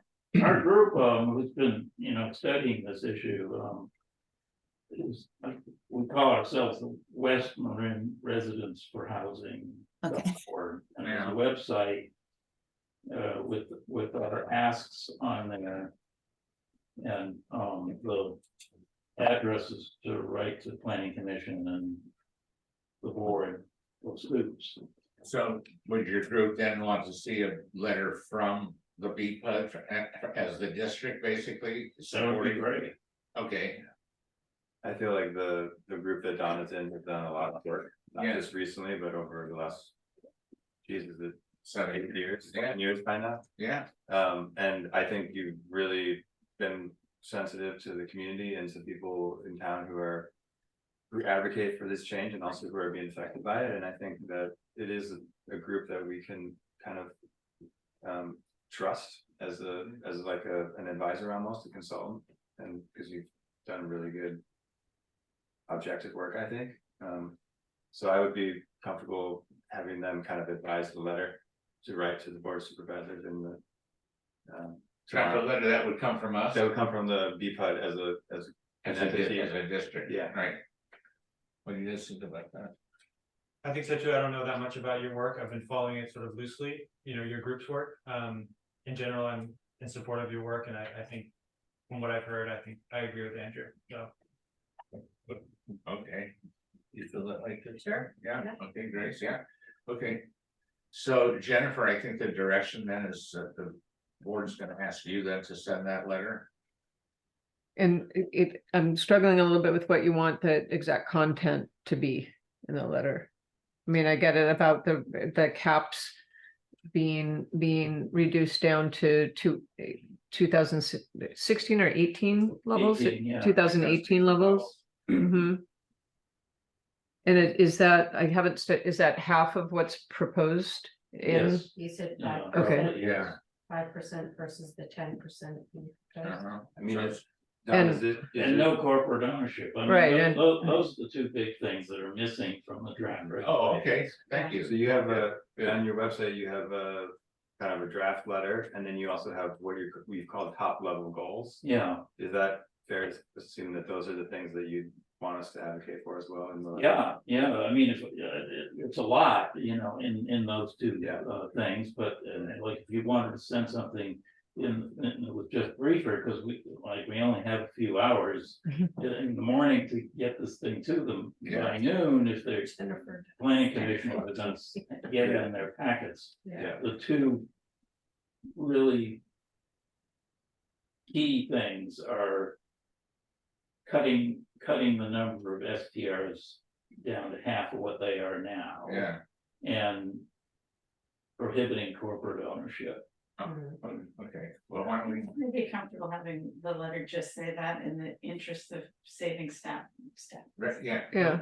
And Jennifer. I think it's a lot to ask Yeah. Jennifer to write it tomorrow morning, before 9 AM or noon or whatever it needs to be in. That's, With those two pieces of information. yeah. Yeah, it was a relatively short letter to just address those two main points, and I think you could get that off, right? Yeah, and is Leslie, in my understanding, the corporate ownership, something that would be asking for a change to the regulation as it applies to all of unincorporated Marin. Right, that can that be, or can that be Ballina specific? No, that would be all of West Marin. Okay, I don't think. Yeah. and on the cap, but the caps is Ballina specific? Yeah. Yeah, Yeah, okay. All right. Yeah. All right, so that's what we're gonna do then, we will get that letter off addressing those 2 points, and that's what we could do to support, the movement. Thank You want the letter to also generally refer to the group and its website for additional Sure. important, Yeah, well thought out, suggestions? yeah, I think you should, yes. Yeah. Just referencing. For Yeah. reference, yeah. What All about, right. what about clarifying the fact that going over their water use permit limit constitutes a violation of their short-term rental permit? Is that worth putting in writing? I mean, we had a verbal agreement from you, but I'd sort of like to get it in writing a little bit. What's I that? think it's in there. It's in I- Yeah, it's in there. Yeah, you don't need clarification. I mean, it's a regulation. If they're not in compliance with the regulation, they're in violation. Okay, All right, thanks. all right, go ahead, Can I Howard. just say on behalf of the Williams Community Land Trust, of which I'm on the board, that I totally endorse everything that Don has said here. Okay, good. Okay, well, so do we, Thank you, and Howard. yeah, we'll keep it. I need a on. vote on the letter, please. You want a motion? Yeah, to yeah. Send that letter? I just Mhm. want to say real quick, Leslie, thank you for your time. Mhm. I know that this is contentious and it's a long time coming and there's a lot of opinions and I think it's a negotiation. And so one of the reasons why we're kind of thinking this through is that why not ask for more? Because it hasn't been adopted yet. And so we do appreciate your kind of big first step in making some strides here. And we're just trying to represent our community. So As you should, absolutely. And so I really hope you get that letter in. I mean, if Jennifer's gonna write it, of course it'll be in. She's amazing. But thank you for having me. I'm gonna go ahead and jump off while you sort out the rest of it. You got it, Thank thank you. you. All right, bye. Bye. Thank you. Can I get a motion then to send that letter? yeah, I move that the BPUD send a letter to Marin County. Supporting the goals and requests of the West Marin Housing Group represented by Don here tonight. And- Specifically for the Marin County draft of short-term rental standards, Commercial, yeah, the commercial cap. the commercial cap And and then the rolling back. being a natural person versus a corporate entity. As an STR. Caps. And a Okay. 5% versus the 10% is being proposed. That's pretty verbose. Well, it was one of the elements that we talked about, so reducing the cap from 10% to 5%. So I move that we write a letter to Marin County regarding their draft of short-term rental standards, saying that we would like to cap the STRs and beliefs to 5%, and that no corporate entities can run the STR. Yeah. Yeah. Second. Second, all in favor? Aye. Aye. Okay, there we go. Thanks for Thank giving you. me a second chance. Yeah, that's a good cause. We'll see. Okay, I'm gonna move on to item 9. Is there, you going, their meeting tomorrow? Monday. Oh, Monday, that's the letters have to be in tomorrow meeting. Okay. And can I get what time? Did noon, not 5? It's noon? Don, do you? Noon tomorrow, yeah. Noon, okay, And I think they want it sent to str@marincounty.org. okay. So it would be an attachment to that address and. You know, it wouldn't hurt to just copy the planning commission directly, planning-commission@marincounty.org. Okay, Just to make sure it doesn't get lost. yeah, All right, then we'll go on to item 9 on the agenda. Discuss potential revisions to BPUD resolution 655 regarding enforcement of limited water use permits.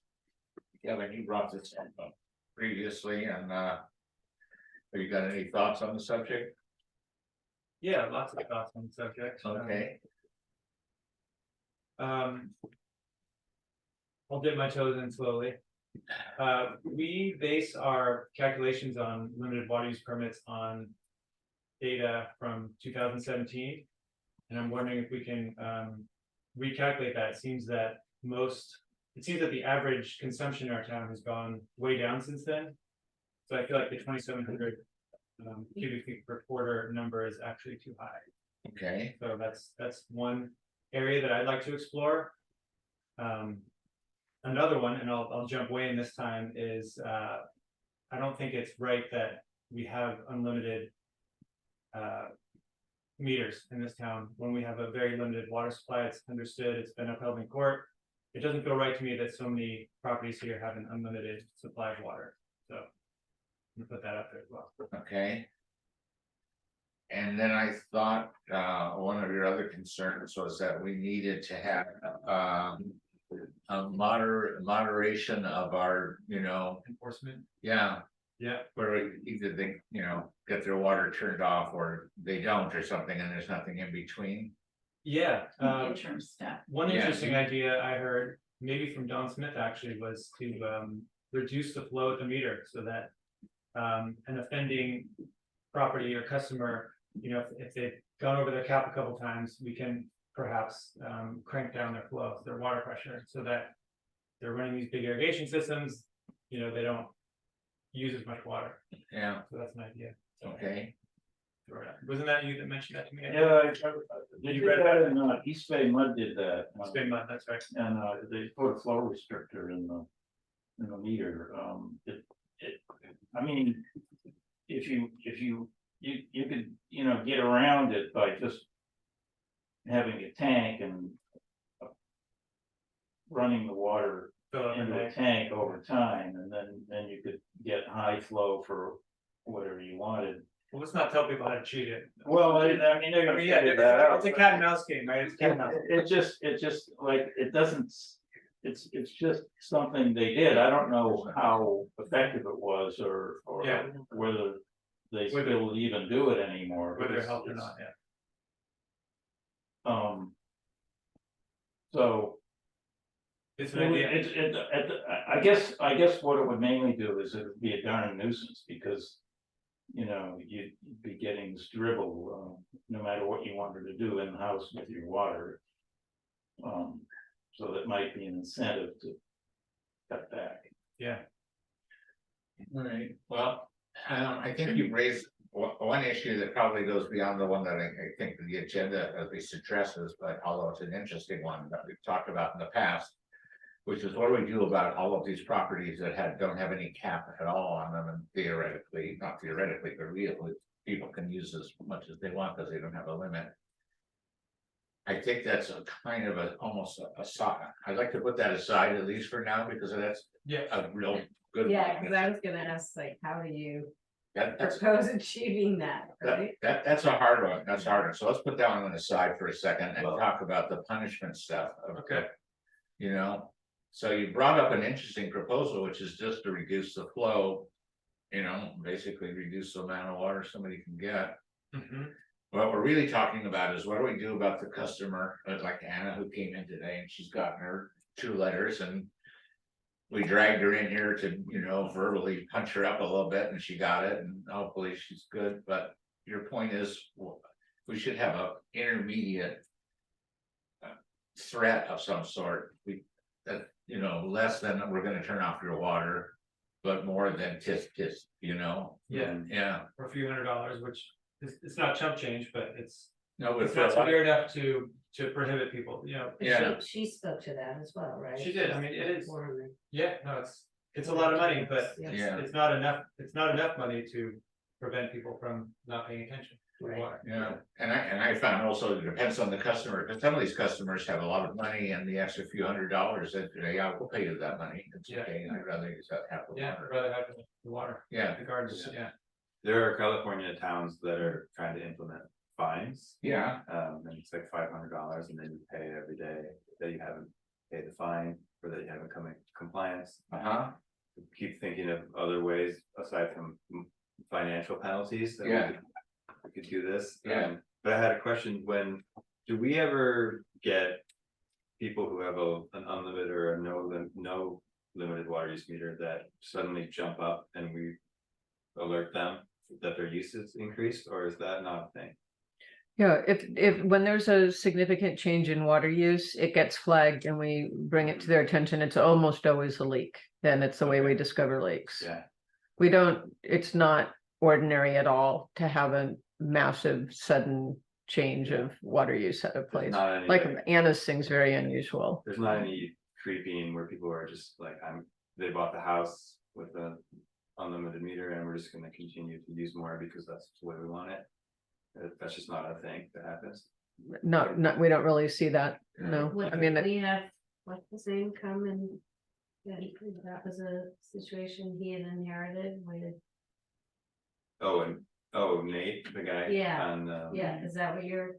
Yeah, something like that, Yeah. but he had a limited water use permit, I guess.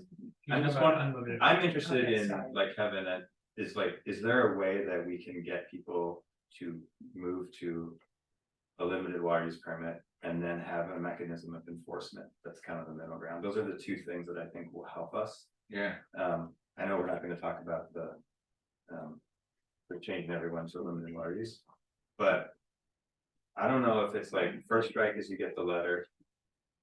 Second strike is you haven't come into compliance after 30 days, and then there's a big fine, and maybe it's a daily use, or maybe it's a something, or maybe it's like a lien on your property with the county, or you What are you saying? because if you just Conversion. ignore, like, basically people can ignore the fine, and we have no, like, we're not gonna turn their water off, right?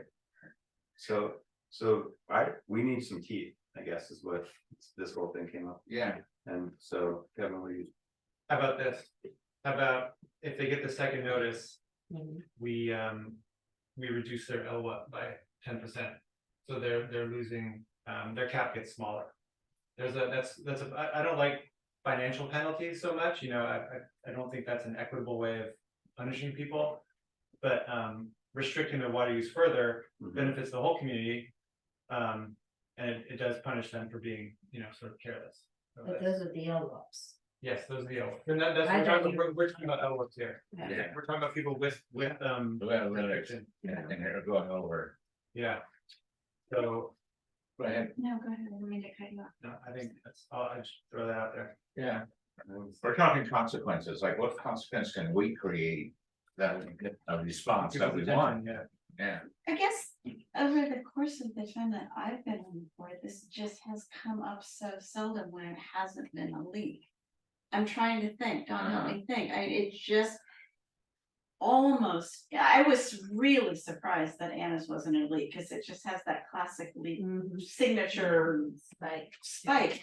And I can think of so few people who have LWAPs who have gone over. I can't think of anybody where it hasn't been a leak. I mean, sometimes, yes, but sometimes it's been a leak that they should have caught and they weren't there, and then there's the financial consequence to that. But I wonder if we're legislating something if we're solving a problem that's not really a problem. I think almost more to the point of, is it possible to slowly move over to having everybody have a limited water use permit? That to me is a much more I would agree. long-term useful strategy, I think. I don't think I just don't think it's a problem particularly. Okay. That's just me. no, I think there's been like 4 since I've been on the That board. haven't been a leak. Yeah, there was one last month. There was one last month. There was the guy Nate that you mentioned, Chris. Yeah, I don't know how you have more experience on the board than me. we had, Ganis. Right, on the last one.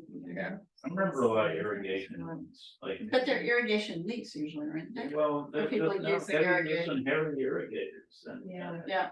They back summer after summer with. Oh, we gotta like get on this gardener more and. Yeah, Well, yeah, but that's again, like the irrigation thing, I think is a real serious problem. And I think there's plenty of people that don't have LWAPs that are irrigating and spending a lot of their water. Again, what do you think, Jennifer? Janine has her hand up too. I see. Oh, okay. I'm gonna ask Jennifer first, Janine, and then I'll come to you. What? Okay. Thoughts on this subject? Yeah, I mean, I kind of agree with Grace that I don't think it's generally been a problem, and I think this enhanced enforcement also is working because all of the people that got the 30-day notices came into compliance afterwards. In other words, I think it's working. And I'm nervous. I'm always nervous about anything more draconian that the staff has to do.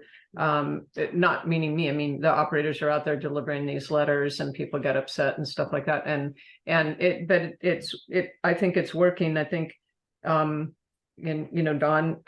was the one that came up with this idea that's in the resolution now in 655 that shortened we used to look at it over a 2-quarter basis, and now it's on a single quarter and then a 30-day period to come in compliance. So we're we're catching and stopping that excessive water use that would go over 2 quarters. So I tend to think that I actually think the process is working right now. Okay, Mhm. I don't like having something on the books that we won't enforce. I mean, we bring people in here, we threaten to shut off their water, but like you say, we're not gonna shut off anybody's water. And I actually disagree with that. I would be prepared to shut off somebody's water and this. I would hope so. That's what, because I'm saying that in the letter. If you're not gonna do it, I don't want to say it in the letter anymore.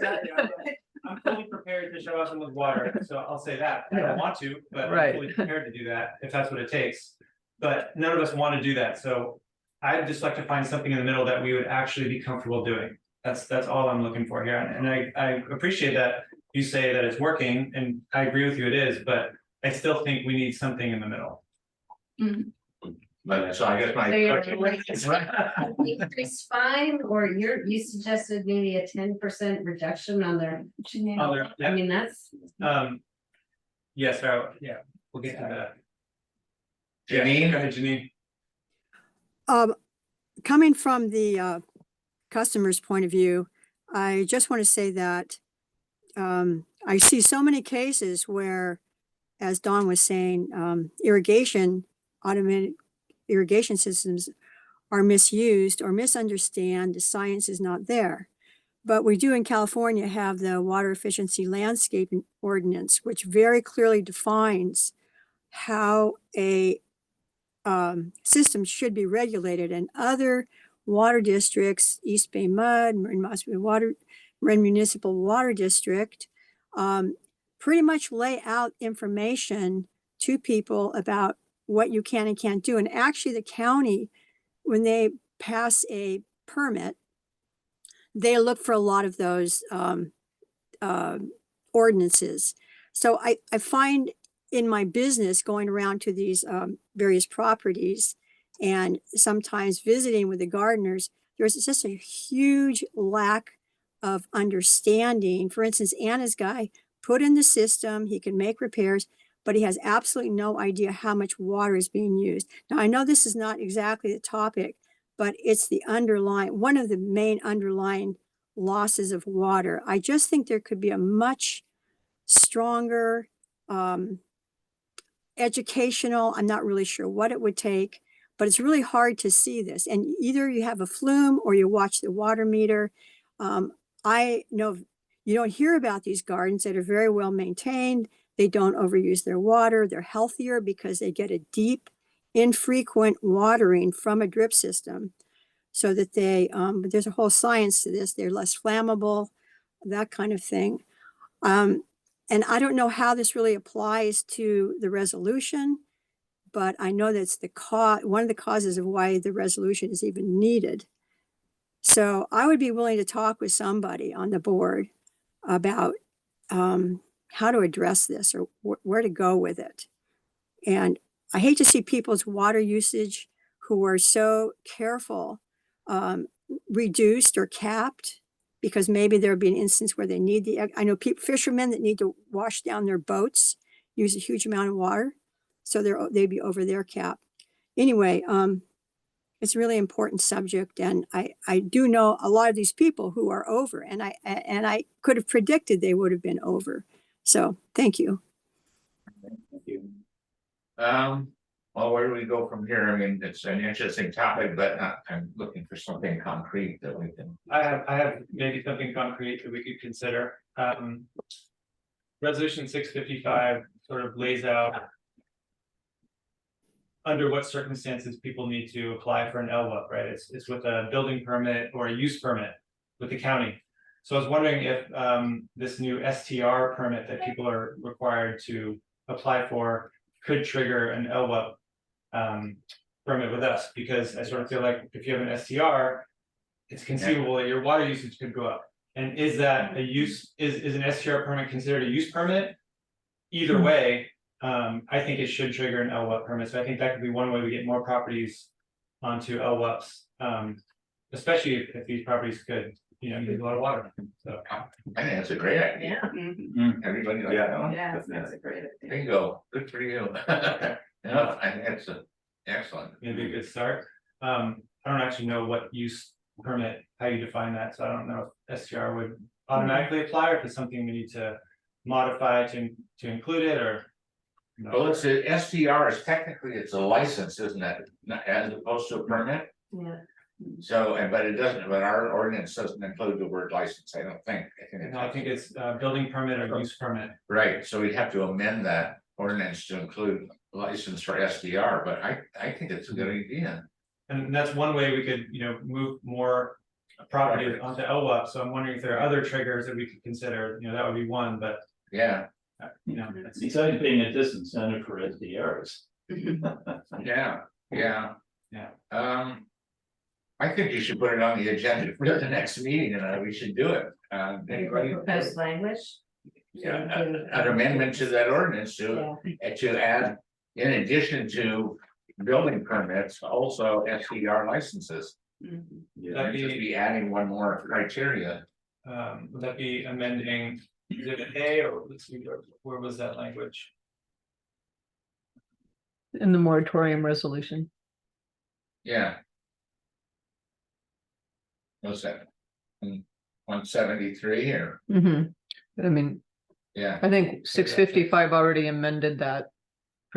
Paragraph F, I think, section F, I think.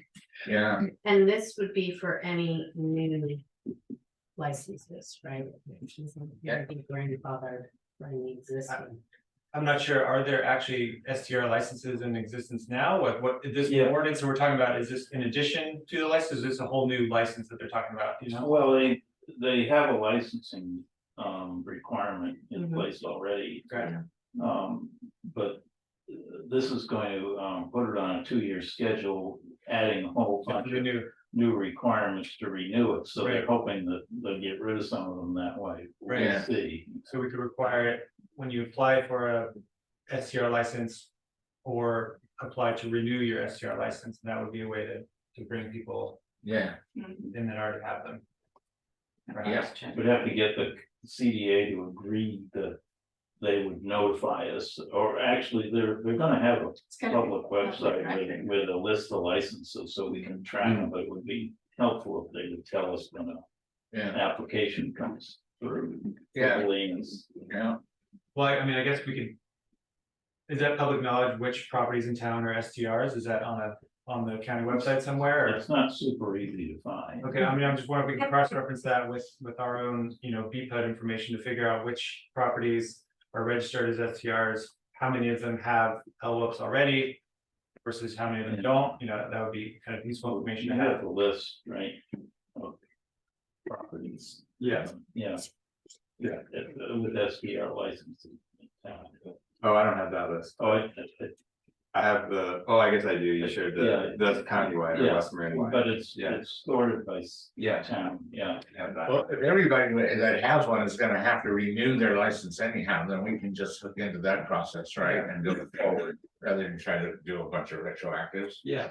Whenever you renew. Yeah. Or When apply. you apply Right. or renew. Yeah, It's essentially a permit. so why don't we put that on the agenda for the next meeting, is to amend, I guess, resolution 173. To add the words to apply or renew your license for SDRs, something like that. So, something to do with licensing SDRs, Yeah, with the county, with Marin County. right? Also triggers an LWA, Yeah.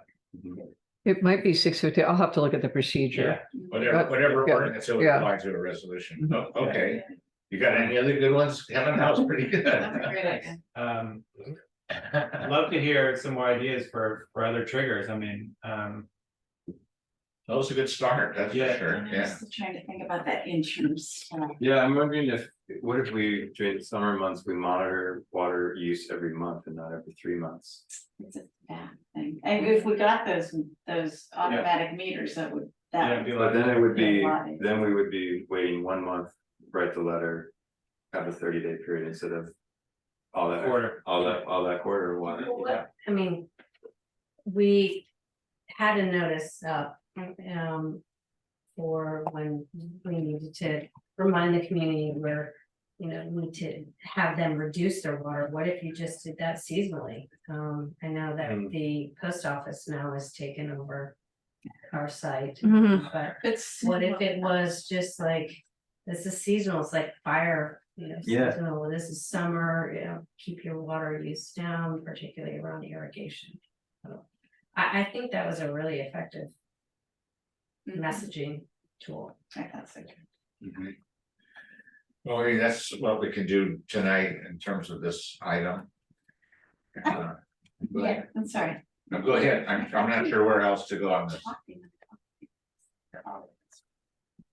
I thought Janine's point was well taken, that there seems to be some kind of a knowledge / communication gap between the people who are actually doing the yard work and the gardening and, people who are maybe planting the gardens or the property owner or something. And so to me, there may be an informational and outreach piece that would be helpful so that at least the people who, we know a lot of the people who are doing the gardening in town, we may be able to provide information to them to keep those systems at proper operating way. So, yeah, I'm interested. I don't, again, I mean, what we do on an as needed basis, and we did it there, is we go over, we run the irrigation system, we show them how to read the meter, we show how much water it's using,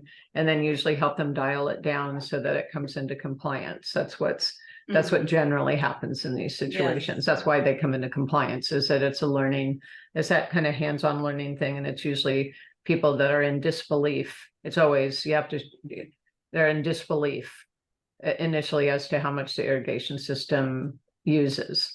And then, but just show them on the meter doesn't lie about the amount of water. And so then it's needing to then dial down and adjust the irrigation system so it's within it doesn't, and that's, you can do that unless something goes wrong with the irrigation system with a leak, but otherwise, once you know where to set it, as long as it stays at that setting, then you don't have the problem anymore. Okay.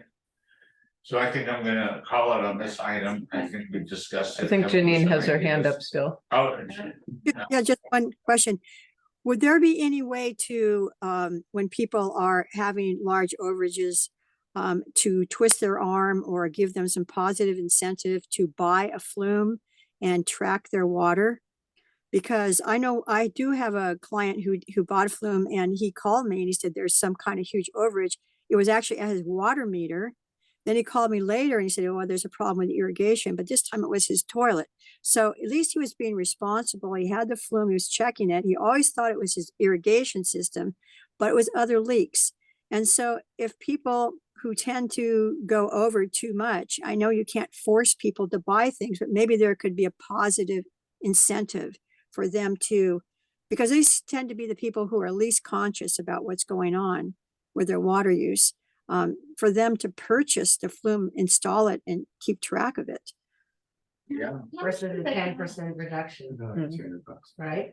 How much? We always encourage that. We always mention that to people. We don't though then know how many people, but the guys are reporting an increasing amount of them in the system because they see them on the water meters when they read the meter. Oh, Yeah. Good. Yeah.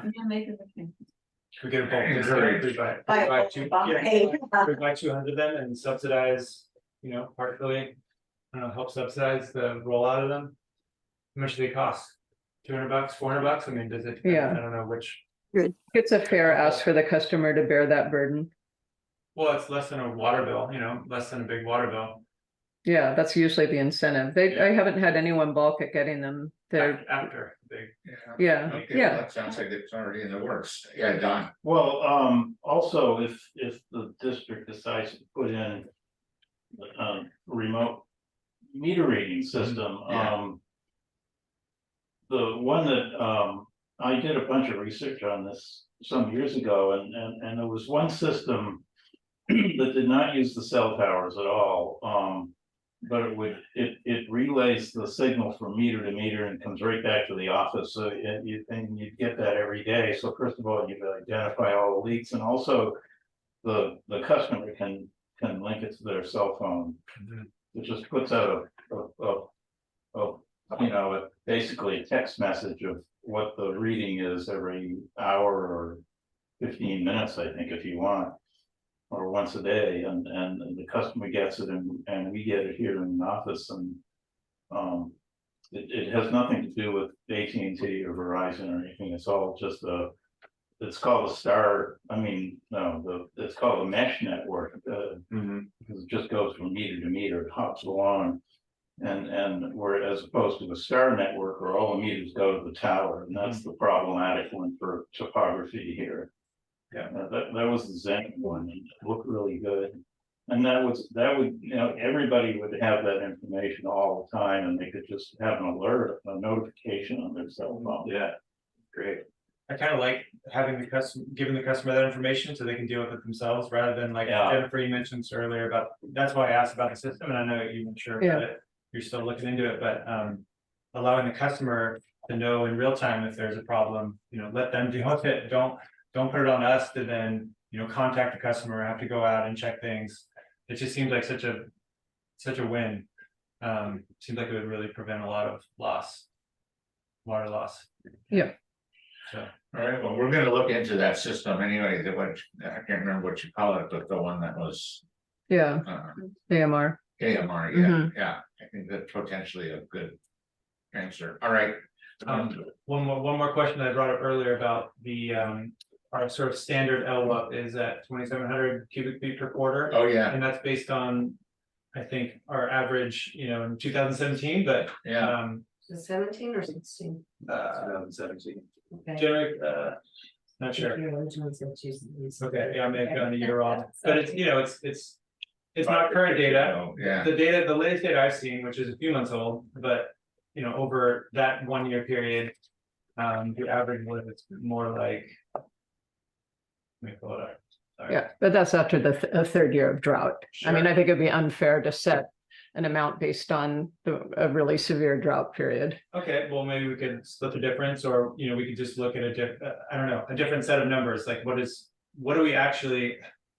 should we base it on? I don't know. I think it's important to discuss. I don't know, rather than just relying on, some data that's 6 years old. well, why don't we see how the numbers break out, assuming we don't have a drought again, and if we go back to some normal years. And then, yeah, instead of going back to 2016 and extrapolating over that 5-year period, maybe we start with the 3-year drought period and then go 3 years after that and look at that period of time.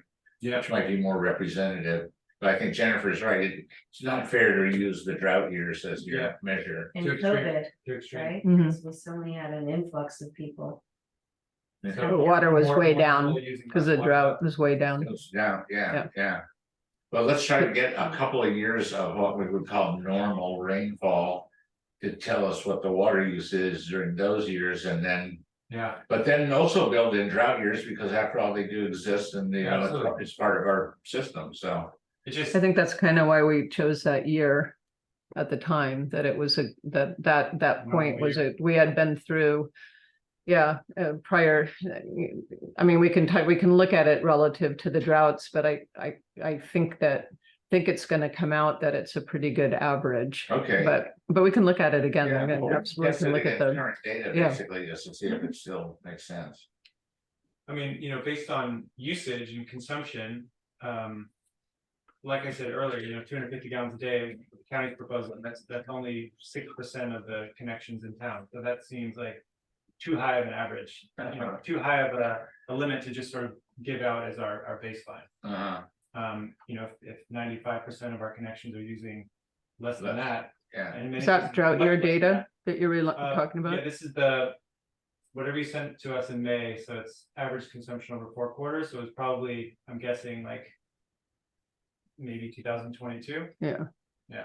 So, I mean, we'd have to look back further to get a more representative year, because the consumption in 2021, 22 just way lower than historic amounts because of the drought. That's what I'd be nervous about hinging that on. Well, here's another way to think about it. If we were to move every connection to an LWAP, if that's the direction we would like to be moving, if we were to grant every connection that baseline, we couldn't provide that much water. I mean, we don't produce that much water. It's not a right to water. I know it's not a right to water, Yeah. but it's sort of the way people might think about it. Well, that's my cap, so I'm gonna use that. So in a way, it creates an incentive to use more water that we wouldn't necessarily be able to provide in an average year. So that's kind of why I'm interested to drop that down a bit. Yeah, but people without limits aren't using that amount of water. That's almost suggesting that if they have a limit, they'll immediately go out to use the Not maximum. suggesting they are, but Yeah. it might give them the sense that they have permission to do that. Yeah. Then that's poor messaging on our part about what it means, you know? I Yeah, mean, I know. we've tried to be really clear with people that it's a cap on use. It's not a water right, you know, that Yeah. we can't guarantee to provide that much water to anybody Yeah, because of the limited nature of the supply. So, I think our experience is that a lot of the people who don't have any caps are nevertheless really efficient water users. yeah, absolutely. Yeah. Yeah. It just feels strange to me to have so many unlimited water meters in Yeah. a town with a very limited water supply. Right, but that's more in the abstract. I think when you apply it to the reality, it turns out that it's not really. Yeah. And I don't think people are necessarily aware that they have that unlimited water. Yes. Yeah.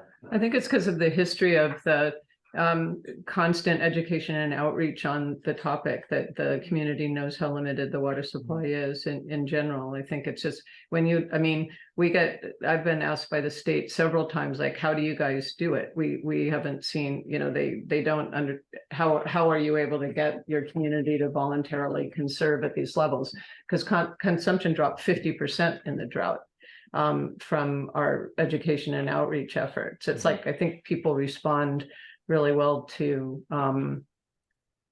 that process, Yeah. you know, when they're educated around It's about like it. it's like a yellow line on the street. It doesn't hold your car from crossing it, but we've all agreed that it's gonna be something that we're gonna stay behind.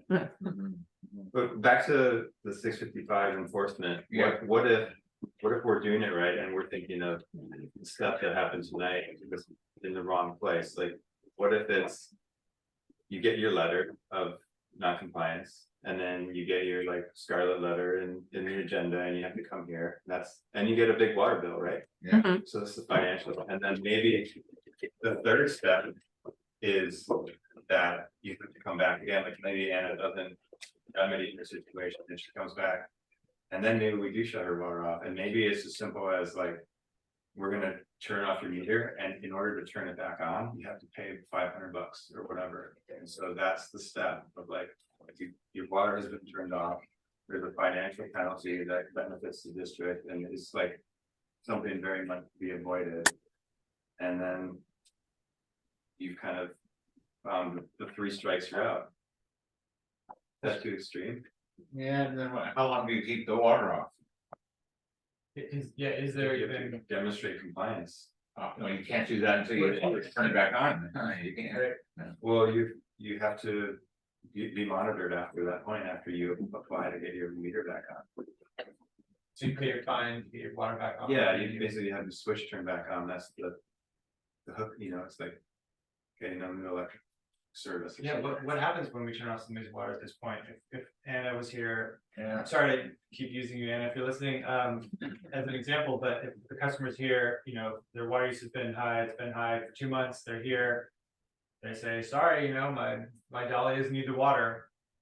Then we say, well, we're sorry, but we're gonna have to shut off your water. What happens then? Yeah, We shut off our water and then what? What does happen? Then do we even? that's my question. Yeah. Then what? Yeah, have we done that before? I can't ever recall it, you know, I mean, people only have to have water for their, you know, survival, so. It's a little Yeah. rough to turn off the water, Absolutely, yeah. yeah. But I guess then the agenda item, public hearing to consider termination of water service. Right, The right, revocation of permit, this is where I was going, yeah, it shouldn't be titled that. If we're not gonna do that. okay, Yeah, but I think you're right that we need some way for them to get their permit back and for us to turn their water back on, because right now we don't have a mechanism for that. yeah. So if we were to do that, what happens then? What happens to our water meter? Well, I don't think they lose the water meter and they don't lose the service, but they're just temporarily being terminated Yeah, for but for how some long? period, for some period of time. It's not right? spelled out. Yeah, it's Well, like you get the boot on your car. Yeah, right, is Yeah. it 24 hours or something? Yeah. It would almost be a symbolic rather than. I think so. Because we really do want to restore their service quickly. We gotta have it. Yeah, so it's sort of at our discretion. Right now, as it Yeah. stands. Yeah. Well, we could say, you know, a 24-hour termination Yeah, and a fine, yeah, and just. and then turn it back on. The proposal is, what if you turned off somebody's water for 24 hours and you made them pay a fine and then it got turned back on? As, $500. Not a fine, but a fee to turn it back on. okay, yeah, Yeah. right. Isn't that what's already in place, though? Yeah. Or we talk about it in our letters, but as we all agree, it never happens. Well, but the, Because it's never been required to. Well, generally, they come in and tell a sad story and then we say, well, we'll keep monitoring you, and then they behave themselves and that, then we don't see them again for a while. But there's a pattern of repeat. We have a couple of customers who have definitely gamed the system, there's no question about it, but they're not that frequent, you know? Like John said, you know, there was that one customer that he personally monitored for a while to see that, and he did game the system, they absolutely gamed it, you know? But we change our whole system around to deal with that one person, or, you know, I don't know. Yeah, and is it fences in a calendar year, like from? If that customer does it again next year, is that their strike, or is that does that begin the process again? Yeah. it Okay, well, I don't know. requires more thought, Yeah, but it's interesting. we're talking. Yeah. Yeah, absolutely. That's Yeah. good. I think that's actually a good point. That's a subtle point that maybe hasn't been discussed. A repeat customer who appears before us, you know, the same sort of thing happens every summer. Mhm. Why do we allow their sort of clock to reset every year? Yeah. Why not make it cumulative? So it's happened twice this year. If we see you back here next summer, you know, you're really in for it. That makes sense to me. Like, why do we let it reset every calendar year? Well, we don't have to change our ordinance because we're already telling them in this letter that we have the right to turn off the water. So it's just a matter of doing it. Yeah. Right? Maybe it skips the first step and it says you have 30 days, like for instance, next summer. Instead of we notice your quarterly usage is not compliant. You just say per last year or whatever, Yeah, you now have 30 days to get into compliance, or you're at strike 3. yeah. I suspect it's not an annual repeat. But maybe somebody within 5-year period. Like Don was saying, that, Sorry, you know, property last month was a repeat offender, so. Yeah. a repeat offender within what time period? Well, just every summer. Every summer. They just gamed the system. Yeah, by the time he got his second notice, the summer was over and then he didn't need to use all that extra Yeah. water and just did it again. But we're saying the first notice, the first notice that happens the second summer should be considered a third notice, you know, cumulative from I would last summer. Yeah. Yeah. So if we were gonna adopt that kind of a policy, Jennifer, do we need to amend any of our stated written policies, or can we would? You have to amend 655, so you have to say exactly how you're gonna enforce something in the resolution, so. Okay, So it's cumulative over what time period, you know, the duration of the property owner, or, you know, over 5 years, what? Something to think about over the next month, you come back. yeah, I mean, I think so. yeah, yeah. let's think about that. All right, but I think that's the direction we're going, you know? This is a good discussion. Yeah, it is. All right, let's keep going. So we're on to item 10. Pedestrian bicycle path project. We're done. All right, well, let's skip that one. Yeah, We'll come back.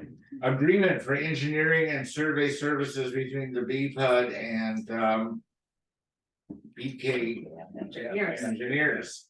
yeah, you approved their proposal at the last meeting, this is just approving the agreement.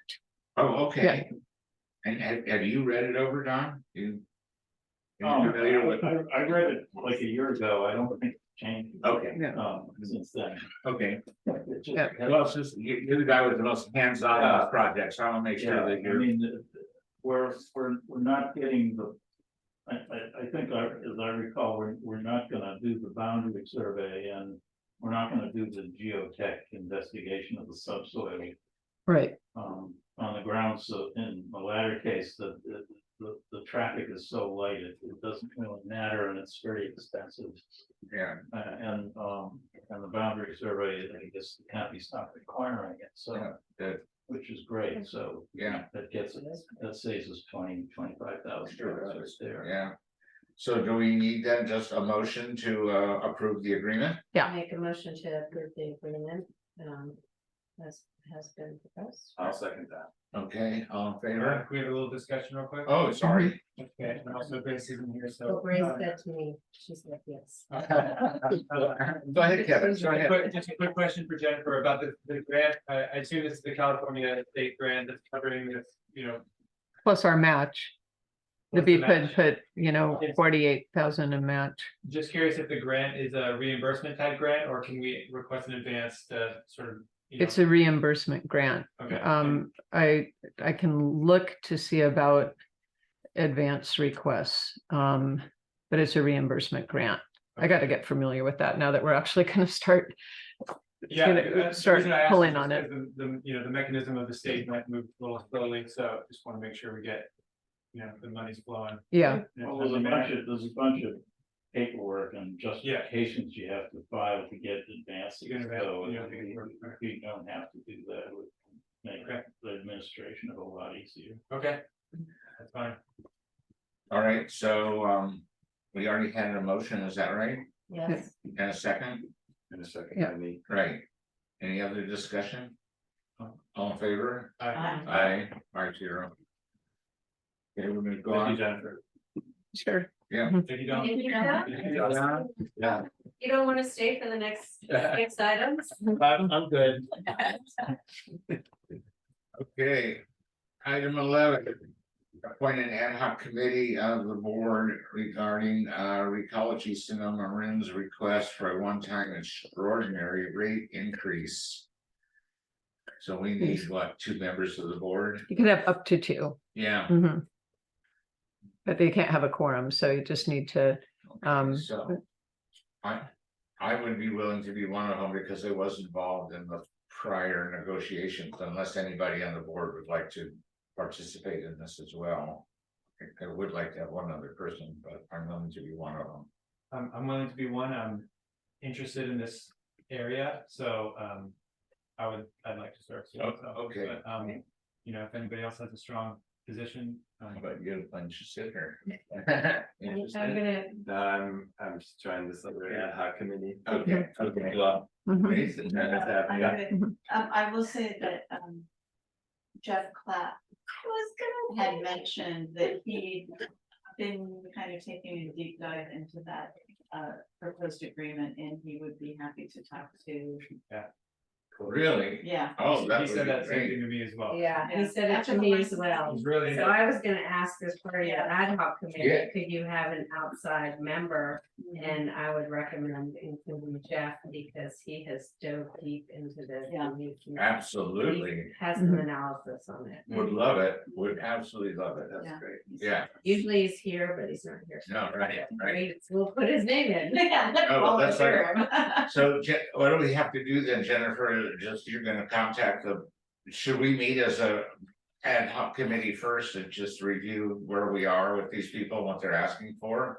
Probably, yeah. And then do So the you're, analysis before we contact them? oh, yeah, yeah, Okay. that's what I would recommend. And then just if you could, just vote tonight to appoint an ad hoc committee to, for the duration of time needed to, work out the, you know, To the respond. ultimate, yeah, the Yeah. response, the ultimate, you know, this, to resolve this request for the one-time Right. increase. I'm assuming that the results of this process would be that the ad hoc committee would then recommend to the full board what Yeah, we should agree to, Right. right? yeah, Okay, Yeah. okay, Yeah. good.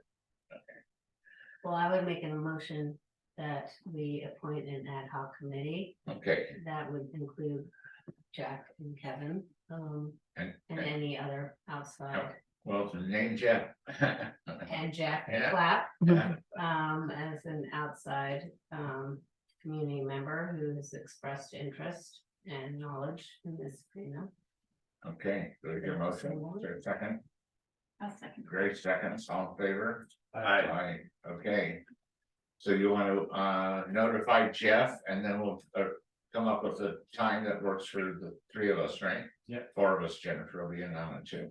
Okay, We have to ask Jennifer to notify Jeff. or Yeah. like One last thing that we could ask Jennifer. Oh, to do. well, Yeah, do it. You'll do it. All right. I'll notify Jeff, Okay, if you want, Jennifer. sure. okay, item 12. Request to use the parking lot at Mesa Park for household hazardous waste collection event on November the 11th. We Yeah. always, since we're the property owners, we have to actually approve the use of our property for that purpose. And I'm sorry that I don't have the documents from them yet. I've asked a couple of times, so I'm assuming it's still going forward and Mesa Parks approved it. But typically what we've had for years is a site use letter agreement and sort of contractual exhibit to it that's required by our insurance authority, basically that they take out all the requisite insurance and name us an additional insured. And so that's what I'm expecting. I don't know why I don't have the paperwork yet, but I would approve it subject to the agreement to our standard terms and conditions. Yeah, okay, can I get a motion to that effect? I send Okay, is there a second? I'll second. Thanks, all in favor? Aye. 5-0. Okay, item 13, BCPUD resolution 716, adopting section 1094.6 of the Code of Civil Procedure. Jennifer, do you want to explain what that is? Yeah, this is a code of civil procedure that's adopted by many cities, counties, special districts that it's kind of just being clear and transparent to our customers about there's a specific code of civil procedure that applies to review of any BCPUD decisions on these very specific categories of decisions. It's set out in the resolution: suspending, demoting, or dismissing an officer or employee, revoking or denying an application for a permit, license, or other entitlement, imposing a civil or administrative penalty, fine, charge, or cost, or denying an application for retirement benefits or allowance. And it adopts a 90-day statute of limitations. And this had come to my attention because I noticed that the Stinton Beach County Water District has adopted this, and spoke with them about that. And it's kind of a housekeeping matter to be, again, clear and transparent with our customers about the time frame. Yeah, it basically imposes a 90-day limitations period. Is it retroactive to No, it's just, no, it goes forward. Perspective. Perspective. Yeah. So I would recommend that we do it because it cuts off how far back you have to go and doing research on records and people contesting decisions we've made, things like that. Can I get a motion then to approve resolution 716? I still move. Is there a second? I'll second. All in favor? Aye. 5-0. Coming down the home stretch, huh? Update from the ad hoc committee on the BCPUD building at 270 Elm Road. Is there any update on that? No. Well, we're still waiting for the geotech report. And I asked Miller Pacific about that a couple of times, and it's just still, he said it's just kind of stuck in their internal review process. I guess I think he's done the report, and then before I guess they have the engineering firms actually have a separate review by their own internal people of their report before they issue it. That's my understanding, is that. But it's gonna be They may just have a certain person who needs to review it. Yeah. They also aren't taking on new work right now, so they're just totally slammed. Oh, interesting. Okay. Yeah. So maybe that's, well, I know that, I mean, we're almost there, and the work has been done. I'm not, I mean, I've been assured that it's any day, but I think it must be that the general workload on that must be the problem. But we can still push them. And this will be a preliminary.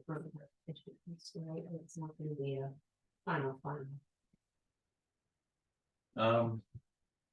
Question. That's typically what we would see until we understand the program a bit. But anyway, Yeah. yeah, I think it's Or gonna if we be. even have comment on it. Yeah. Oh, I see, yeah.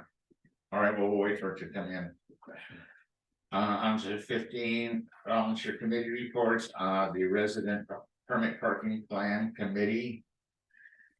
No, they're waiting to, the county has started the process of the coastal permit for the residential permit parking plan.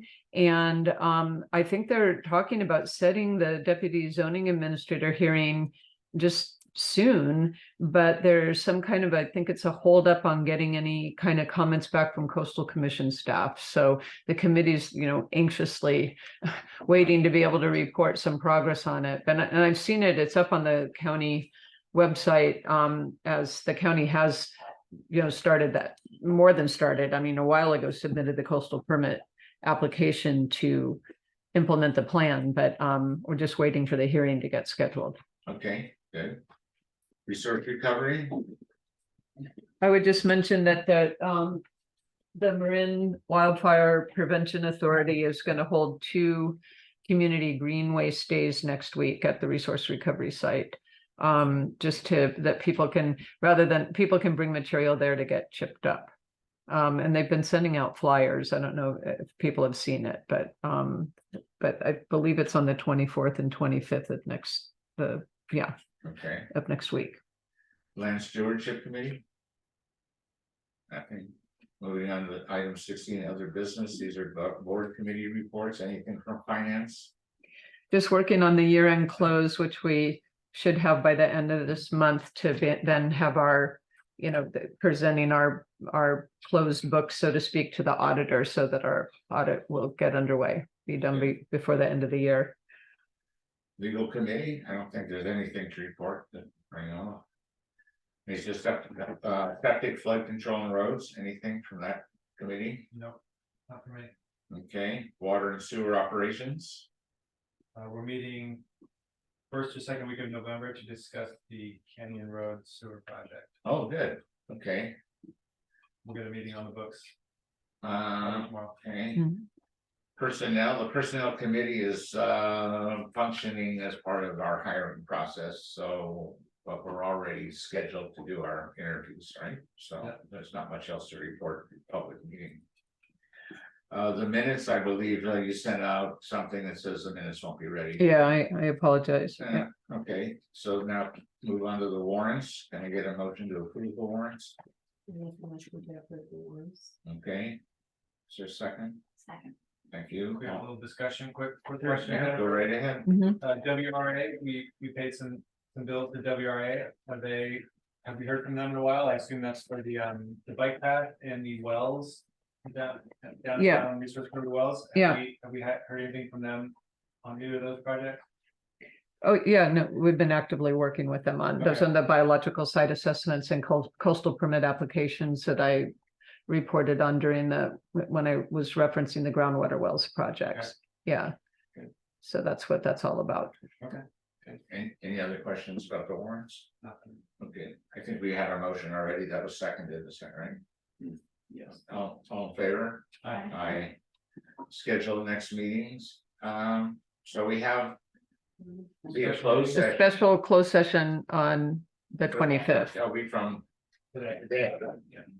Okay, But when's our next meeting? and then our regular meeting is, November 15th. okay, I'm not gonna be here. no? Okay, Say November 15th. I mean, I can attend via Zoom. you're right. Okay, well, then maybe you can do that. I guess, yeah. I will be out of the country for the December and January regular meetings. And any special meetings that we schedule, so I'll be gone from mid-December to end of January. From mid-December. Yeah, so I'll miss the December regular meeting, unfortunately. And that's gonna be the 20th. Which is Okay. kind of a Kind of a late one. winter break, yeah. Yeah, Well, that's. close to Tristan. Do we want to move? I have a little bit of a concern about our interview process, and if we need to continue it for whatever reason beyond next Wednesday, then we would have to finish that process off before you were gone. Yeah, December 11th, I think is when I'm gone. Oh, okay, So we still have almost 2 months. so. Okay. Yeah, because we would have all of Yeah, we'll have November. all of November. Yeah, you're right, yeah, so that we'll be okay on that, yeah. I can join via Zoom. I don't know if that's allowed for Yeah, I Something would, like that? yeah, I think we should do them in person. And then how about, yeah, you said you won't be here for the November meeting? Not for the 15th, I'm, So when will you be gone in November? the 12th through the 17th. Oh, okay, so if we had to do some subsequent interviews, we could do them before you're gone. Yeah, well, yeah, we'll need to do it before, because the weekend after that's Thanksgiving week, which is gonna be tricky, I think. Yeah, oh, yeah, yeah, Plus, we wanna move along. I mean, if we meet on the 25th, if we decide we need to do a second round of interviews, we're gonna wanna do it in a snappy fashion, I think. I would agree with that. And make that decision and move along, because we still are looking at the assistant position as well, Yes, so. Okay. Yeah, so so when you say snappy, you mean then the following week, the 30th? Well, I would say within a week following. I think so, it's kinder for the candidates and Yeah. as well as Yeah. just getting. Yeah, we have our needs. Oh, that's very good. Okay. All right, so with that, I'm gonna adjourn this meeting. This meeting is adjourned.